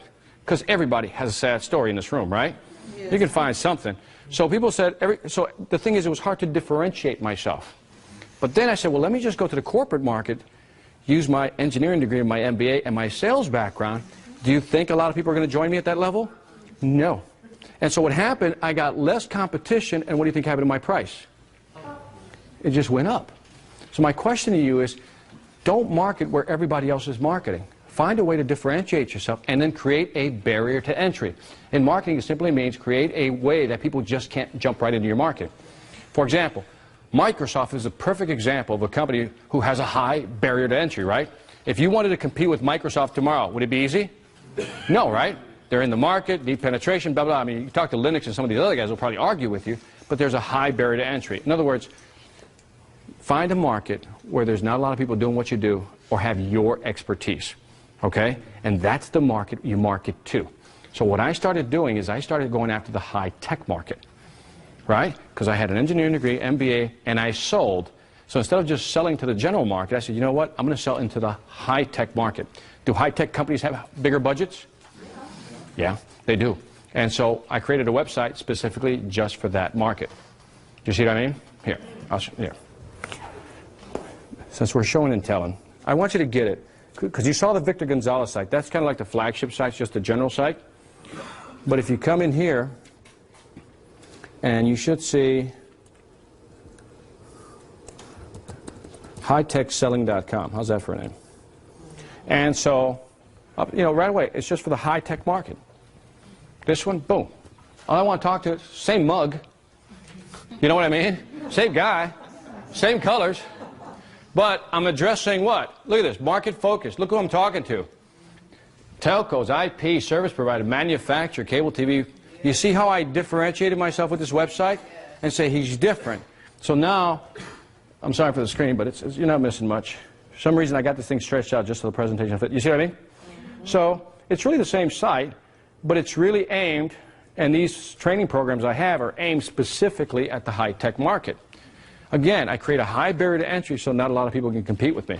So I've just gone beyond the sad story into a market where few people can actually compete. Get it? And that's a separate site from your other speaking websites. All those. Yeah, like I said, there's 22 sites, so that's one. Okay. Yeah, I know what you're talking about. All right, so you got that? Good. Yeah. All right, next. Remember we talked about cold calling? I'm going to show you how many people hate cold calling. Right? Scary, isn't it, right? So in cold calling, you got to memorize the script, answers to objections, you know, define objective for the call, so forth and so on. So I'm going to show you a website, and I really want you to look at this website, because if you're here and you're trying to find more business, I'm about to show you where you find these manufacturers, right? Because if you want to go after companies, I'm going to show you how you find these manufacturers. I'm going to show you how to get a contact database for free. Okay? So no more of this, Victor, I don't have a list, I don't know who to contact or call. Are you thinking that? You have the product service, but you're thinking, I don't know who to call. I'll solve that for you right now. How many of you have seen or heard Thomas Net? Raise your hand. Okay, just look around. Only like 5 people. So again, this is the registry that people pay almost, I think, $700 to register. These are suppliers and manufacturers pay $700 to get on this list. What does that tell you? They want business. They got money and they want business. So if they're serious, they're dang serious. So what you do is, let's say that, give me something that you market to. Automation equipment? And what was yours? Supplements. Supplements. So let's go with, let me try automation. You got some more specific, certain market? Manufacturing SCADA systems. Okay, sure. I'll just put SCADA systems, okay? So, and let's see what we get for SCADA systems. So let's say that this is the company. It's got 141 companies registered in there, right? For SCADA systems, right? SCADA, second software. Software? Okay, so 26 back. Let me back up. But let's say you sold a service. Could you also talk to these others? Probably. That's my target niche. And so there it is. So all of a sudden, look at this. You have the email, you got the company profile, and you got their website. Damn it, people. Stop paying for the contact list. I'm giving it to you for free. Yeah, that should be. You guys can't get excited about that. It's like, Roger, why did you pull a rabbit out of my hat? I mean, come on. I mean, I just gave you a database for free where you can find anything in your market niche to get to contacts. And you're looking at me like, a golf applause. That's nice, Victor. Very nice, Victor. Very nice, very nice. As my mother would say, so mal agradecidos. Okay. No, we are in shock. Huh? You shy? Yes, again, I know. Oh, I'm sorry. You're still going through the damn. Oh, I understand then. This is free. So next time you're looking for something, as they say in Chicago, did a brother hook you up or what? I told you it'd be worth your time. I wouldn't waste your time today. So once you see that, you know who your market is. That's it. That's your calling list. Now, here's a test. Don't mess this up. Don't mess this up. You see that information there? Where am I going to store this information? Act! You put it in your database. Because as you're finding companies you like, you put it in your database, right? And you start building your database. And you run your company through Act. Every week, every month, you send them something, whatever it may be. You get it? People go out and they go to Go Leads, this leads, that leads, whose leads, and they pay all this money. I gave you some options that you can go if you want the list right now. But here, I mean, when you talk about cold calling, it's got a description right there. All you got to do is memorize the script. And then just start calling. Get it? Got it. That should have been worth the price of admission right there. Because it's free. Okay. Take no love. What was yours? I'm sorry. What was yours? Supplements. Supplements. Let's just find out who supplements. I'm only going to do one. That's it. And then we'll just move on. Let's find out what type of supplements they have. So just, by the way, and again, did you notice that you can go by state on the left? So you got dietary, 155, nutritional, labeling. You know, there's a lot of people in here who sell a diet program, right? Who exercise, you know, and they want their own, what? Pills to offer, brand, right? So what you can do, you contact this company. Do you know that they'll private label for you? Do you know what private label is? In other words, they don't care who you're selling it to. They will put your name on the bottle and you sell it like your product. And all of a sudden, do you look more professional? Yes. Absolutely. That's what they're doing. You know, so again, any of these companies you contact, find, by the way, the key term there, if you want that, is you got to ask them, do you private label? That's the key phrase. Do you private label? And if they private label, you're good. Okay? Right there, coming down. Is it? Contract manufacturing. There it is, right there. Way to go, Jack. Contract manufacturing. That's usually what it means. There's another phrase for it. Contract manufacturing. In other words, they will contract with you to manufacture something for them. Okay? Isn't that awesome? Yeah. That's awesome. By the way, for some of you who are saying, Victor, I want to import international stuff, can I present something to you? There's something called Alibaba.com. Alibaba.com is awesome from this perspective. Is that it's almost the same. Look at this. You got suppliers and buyers, right? You got your categories, right? Yeah. Suppliers and buyers, plenty. But let's say that you want to import something from China. Wheelchairs, you know, strollers, whatever it may be. Then what you do is you go in here, let's say apparel fashion. You click on that. Now, look at me, don't look at the screen, because I want you to see this. How many of you are thinking, Victor, I'm not creative, I don't have any good ideas? This is what you do. Get a cup of coffee, and then you stare at that little screen coming across. You see it? See that? Right there? You stare at this until something finally hits, okay? So if you're sitting there going, I'm not creative, Victor, I don't understand, then you just stare at the damn thing, right? It comes up, look, hey, hey, hey, finger socks, hey, hey. By the way, what did I say earlier? There are thousands of niche markets out there, am I right? So now you got a website, why don't you sell your products on the website? Get it? Got it. Good. By the way, oh, can I show you something really cool about this? Another cool thing about this? It shows you the tire, right? Now pay attention, because this is the cool part that Thomas Net doesn't have. You ready? Watch, let me go over here. It allows you, let's say you like that, and you want to put it on your website, right? You want to resell that? You go click, click, add it to your basket. You're not buying it. You go click, click, add everything that you like to your basket, and when you hit contact now, you can actually blast out an email to everybody. So, for example, what are the 2 questions we're going to ask? Do you private label? No. The 2 questions, this is a drop ship, but what did I say? The first one is, do you sell wholesale? Wholesale. And then, do you drop ship, right? Yes. You just send 1 email to everybody that you like and see who responds. Okay. All right. You know, I'm saying I drove down all the way from Atlanta to give you this free information. All right. By the way, you want to be successful at cold calling? It's all about understanding the other person on the other end, right? Yeah. But our problem is we try to be too slick sometimes, right? We try to be too clever. Now, one thing I've always believed, when I do cold calling, I only want one thing. What do you think I want? Yes, the appointment. That's the only thing I want. I don't want to send you literature. I don't want to say hi to your family. I don't care. I just want the appointment. That's all I care about. And when you do cold calling, don't let people say, well, send me your literature. I said, I can do that, and I'll send that via email, but how does Tuesday look because da-da-da, right? We want the appointment. That's what we want. And so I always say when you're doing cold calling, remember, there's a difference between sympathy and empathy, right? Sympathy and empathy. You know what the difference is? Okay, I'm going to give you an example. I'm going to give you a graphical example that you'll never forget. Ready? Okay, you're walking on the deck of the boat, some cruise ship, right? And you see somebody throwing up over the banister, right? And you say, damn, that must hurt. Okay? That's sympathy. Now, if you went over there and threw up with them, that's empathy. There you go. You'll never forget that again. All right. By the way, let me tell you why most people fail. You can't read this, so I'll read this for the folks in the back.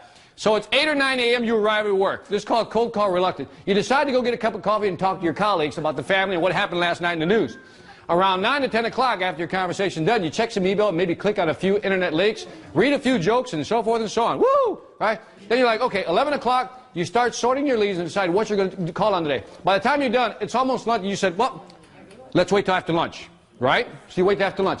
Lunchtime comes back, you think to yourself, people are just getting back from lunch, so I'll wait a while. Right? Are you getting it? Because that's what we do, don't we? Everything not to make the phone call, right?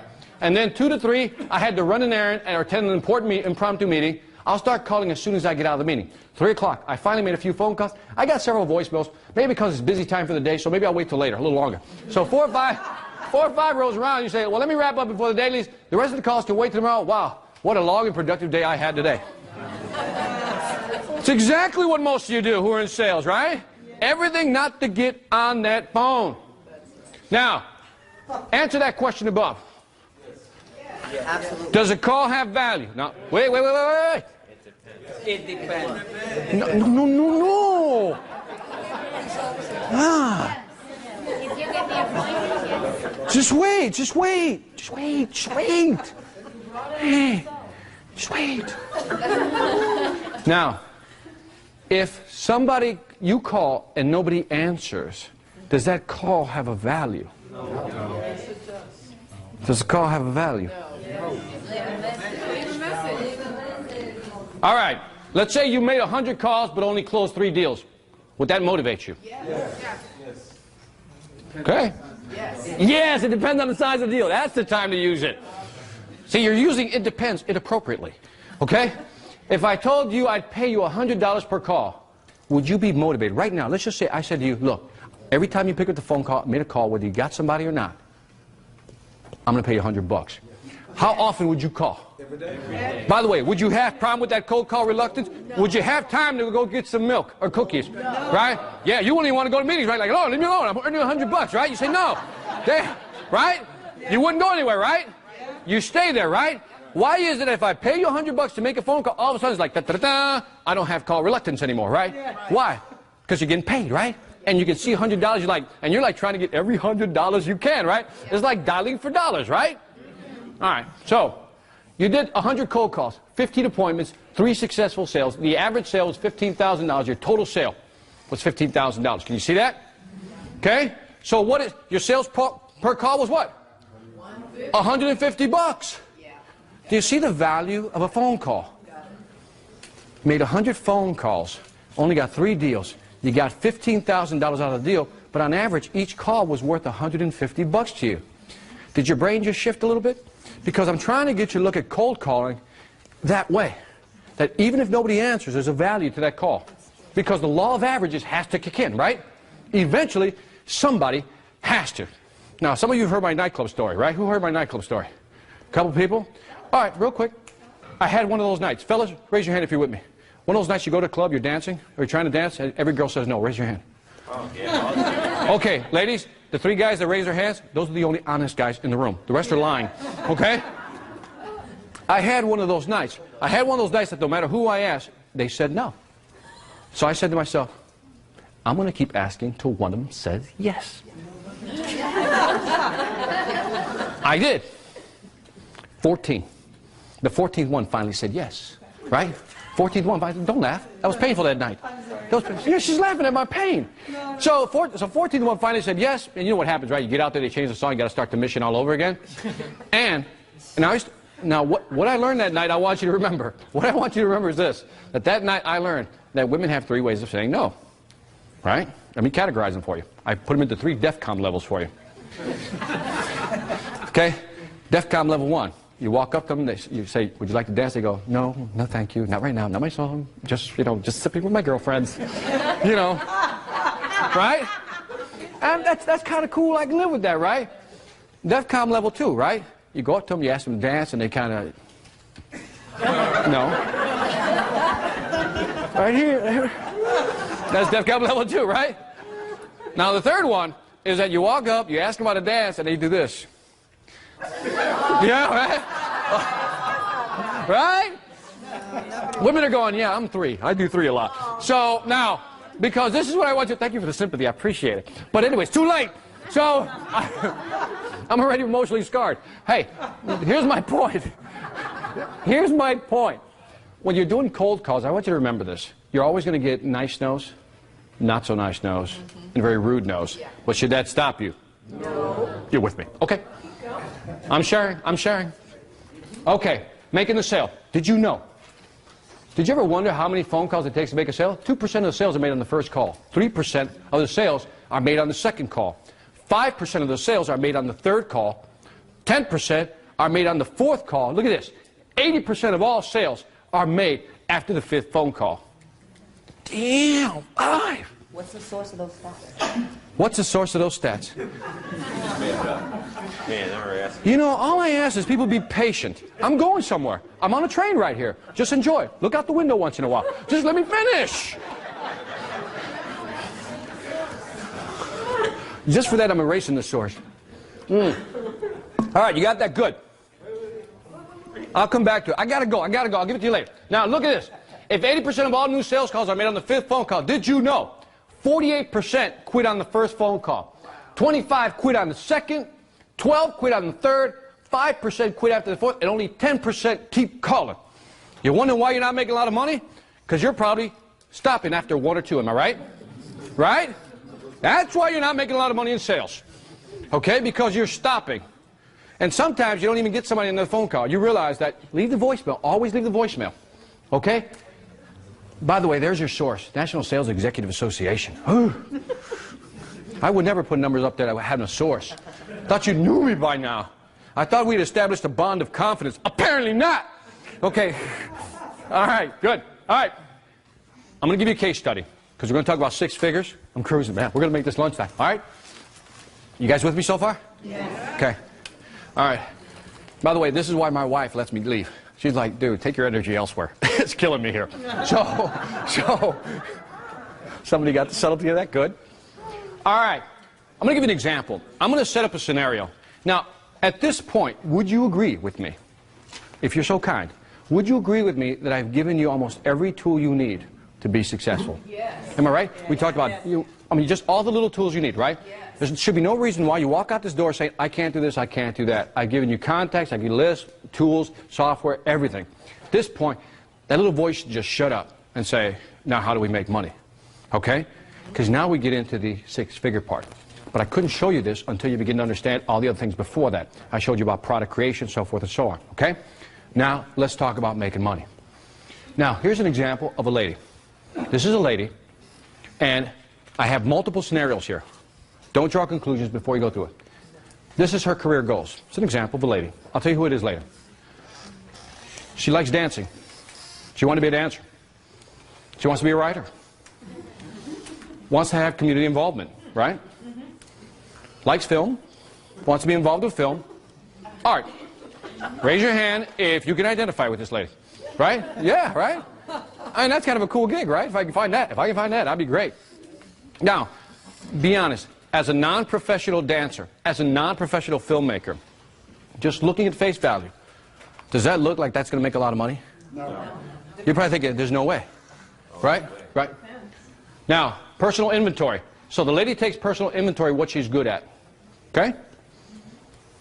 Good at dancing, obviously. Good writer. Again, master of the obvious. Great people skills, got to have it. Very creative. To be a dancer, so forth, you would have to be, right? Love working on computers. Love working on computers. Okay? And very well organized. That's where she lost me. Okay? So now again, what I'm trying to set up is this. Here's a person who has some personal goals. She takes personal inventory, and this is what she says, you know, these are the things I'm good at. Okay, have you ever done that to yourself? This is what I like to do, but these are the things I'm good at.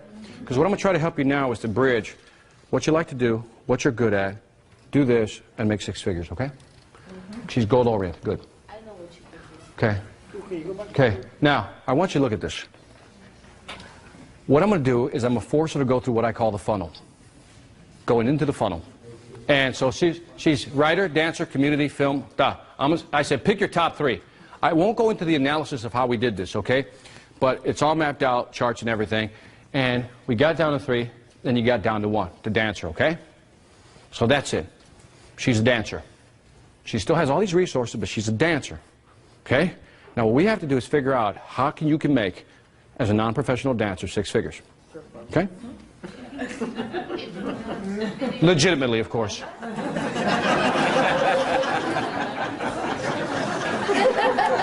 It depends.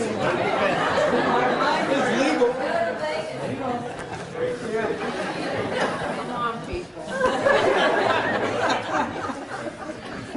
For those of you on the DVD, you don't want to know. All right, so what do you think? Seriously, do you think you can combine these skill sets legitimately to have the ideal career? Is it possible to make lots of money dancing and helping out the community legitimately? Yes, yes. And here's my final question. Over $100,000. Could you do it? Could you put all these things together and do it? Absolutely. I'm going to show you how she did it, okay? Okay. Here's the revenue model.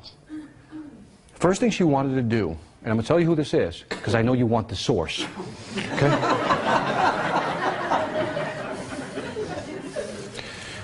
All right, so this is what she started out doing. She started having 1-hour classes every weekend, and she signed up students at $25. Now, how many of us here are parents? Parents, right? Now, if somebody's going to take your kid for an hour, would you pay it? I would. I love my kids, but you can have them for $25. So, for an hour. So, now, what she did was, so if she's got 20 students at $25 for 1 hour, she's making $500 for that hour. Is that a good rate? Yeah. Absolutely. It's something she loves. It's not work, is it? Then she decides to add 4 classes, one every other hour, right? 4 classes on one weekend on Saturday. Run the numbers. $2,000 for that Saturday. Now, could she add classes on Friday, Saturday during the week? Absolutely, right? You get the idea? Yeah. 4 days a month, she's making $8,000. See where this is going? Yeah. Okay? It's all about how you apply the model to your business. How do you take your talent and how do you monetize the talent to make money? So now, she sells clothing. You know what she did? She had all these clothes, like she had these overalls, and it had the company's name and everything. It was really cool. You know, just a dance troupe. And what happens with kids today? If one has it, everybody wants it. So now she's selling the clothing as well.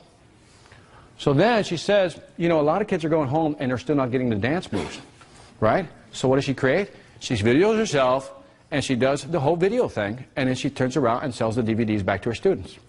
And if they sign up for 3 months, the DVDs are free. Get the idea? It generates about $1,000 a month.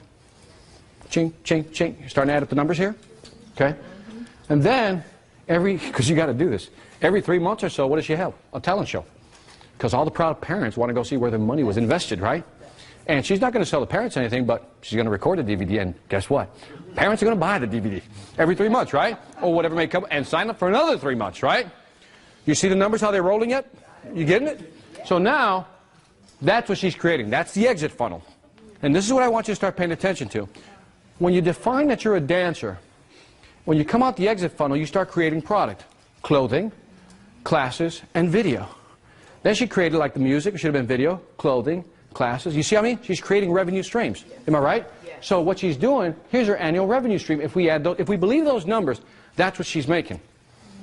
If we believe those numbers, that's what she's making.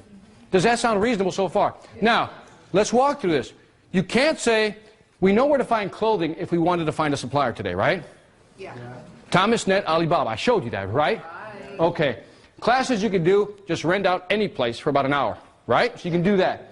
Videos, we talked about that, right? Video it, put it on a DVD, easy to do. You go to Discmasters or something else. Events, one of these, whatever it may be. Do you believe these numbers? In other words, in your mind, does that make sense?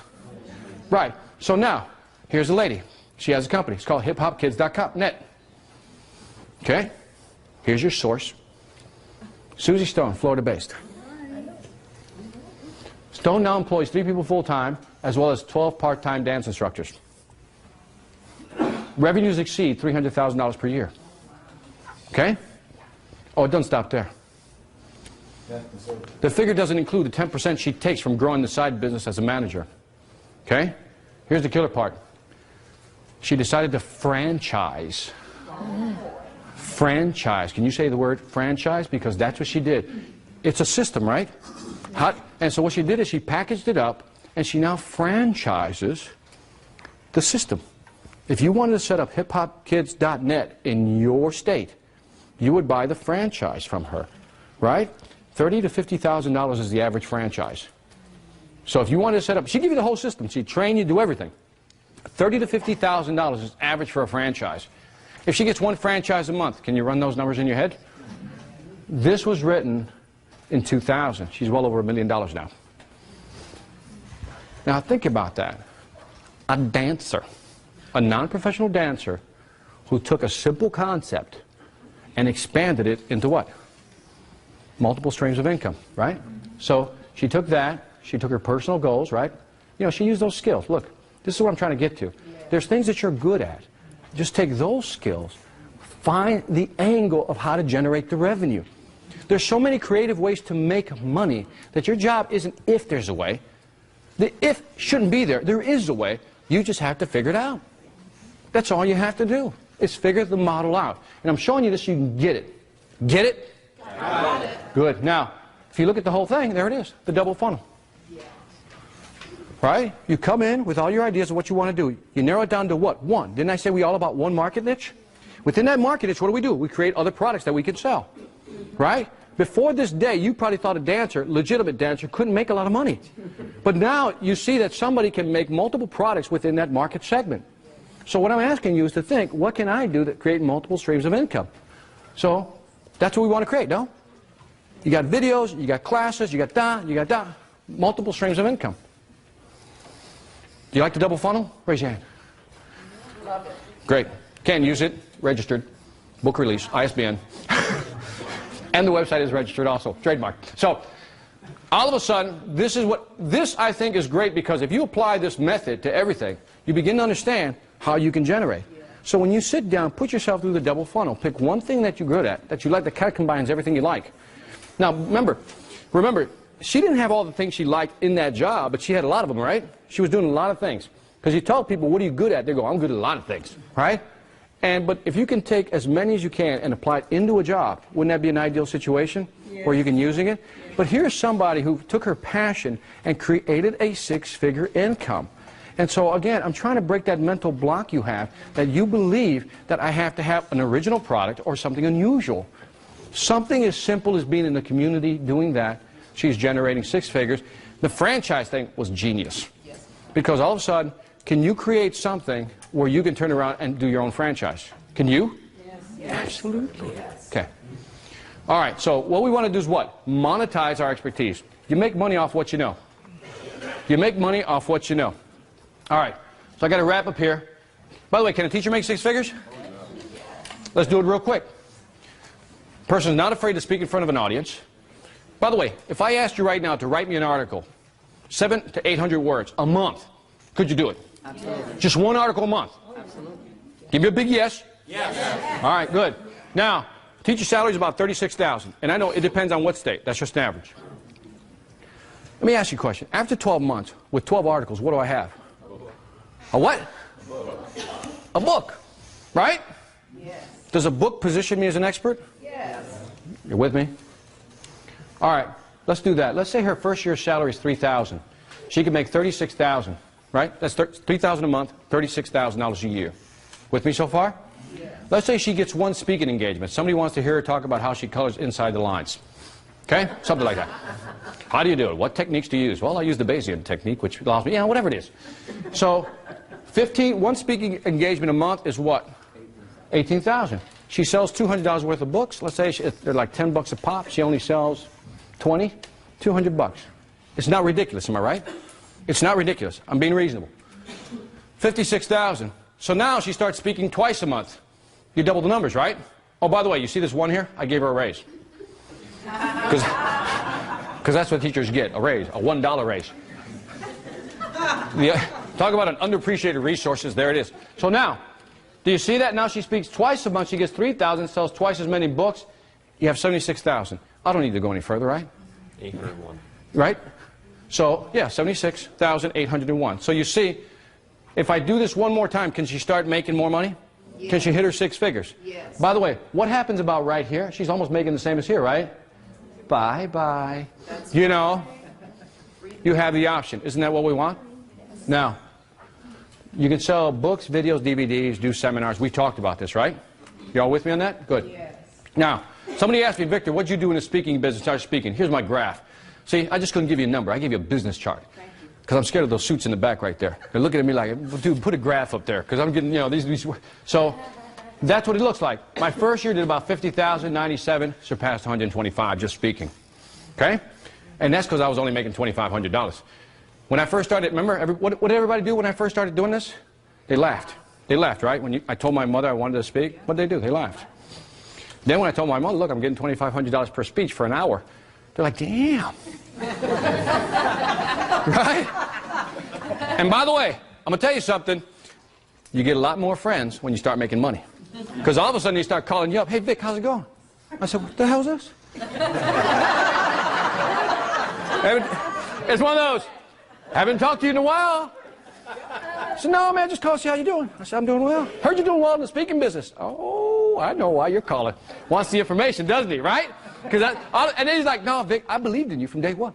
I didn't show it, but I believed in you. I was in here, man, I knew you were going to do it.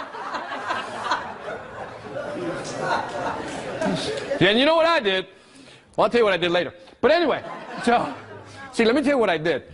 And what I did was, I created, by the way, this is going to be available in the back if you want to buy one. I created a How to Make $100,000 in the College Market DVD audio program. And let them buy it, right? I created another program called Speak and Grow Richer through Internet Marketing. How, as a speaker, you can make 6 figures, right? And by the way, after lunch, I'm going to show you how I generate leads through the Internet. And I'll show you what it generates me, and I'll show you tangible information. Because with that information, I got tired of giving it away for free. So what I did is I held a seminar, recorded it, now I sell the product. You monetize your information. Get it? Got it. Good. Now, by the way, and those are the products right there. So that's what I did. I just flipped it over and recorded them, okay? All right. By the way, these folks have been great to me. I said, give me a slide. I just want to promote you in case anybody wants to use your service. All this stuff that I do, I almost fell. All this stuff that I do, what I love about it is that I don't carry inventory. Okay? All the DVDs in here, I don't carry inventory. What I do is that they have all the graphics and everything, and they do all the printing on demand. So all I do is I get an order, right, and I send it to them, and they print it, and they send it. No inventory. Total charge, well, you don't want to know my costs. Okay, this company right here, Fulfillment Central. So if you're thinking of doing something like that, you're putting an information product together, they'll help you with the graphics. But the best thing is they do the delivery. So this is what I do. On my website, I programmed it that when I get an order, it sends them a what? An email. What's the mechanism? An autoresponder. So they go, they ship it out hands-free. I'm wireless. I don't have to touch it. And that's the way I like to do business, okay? And they charge me a fraction. They charge me about 10% of the cost.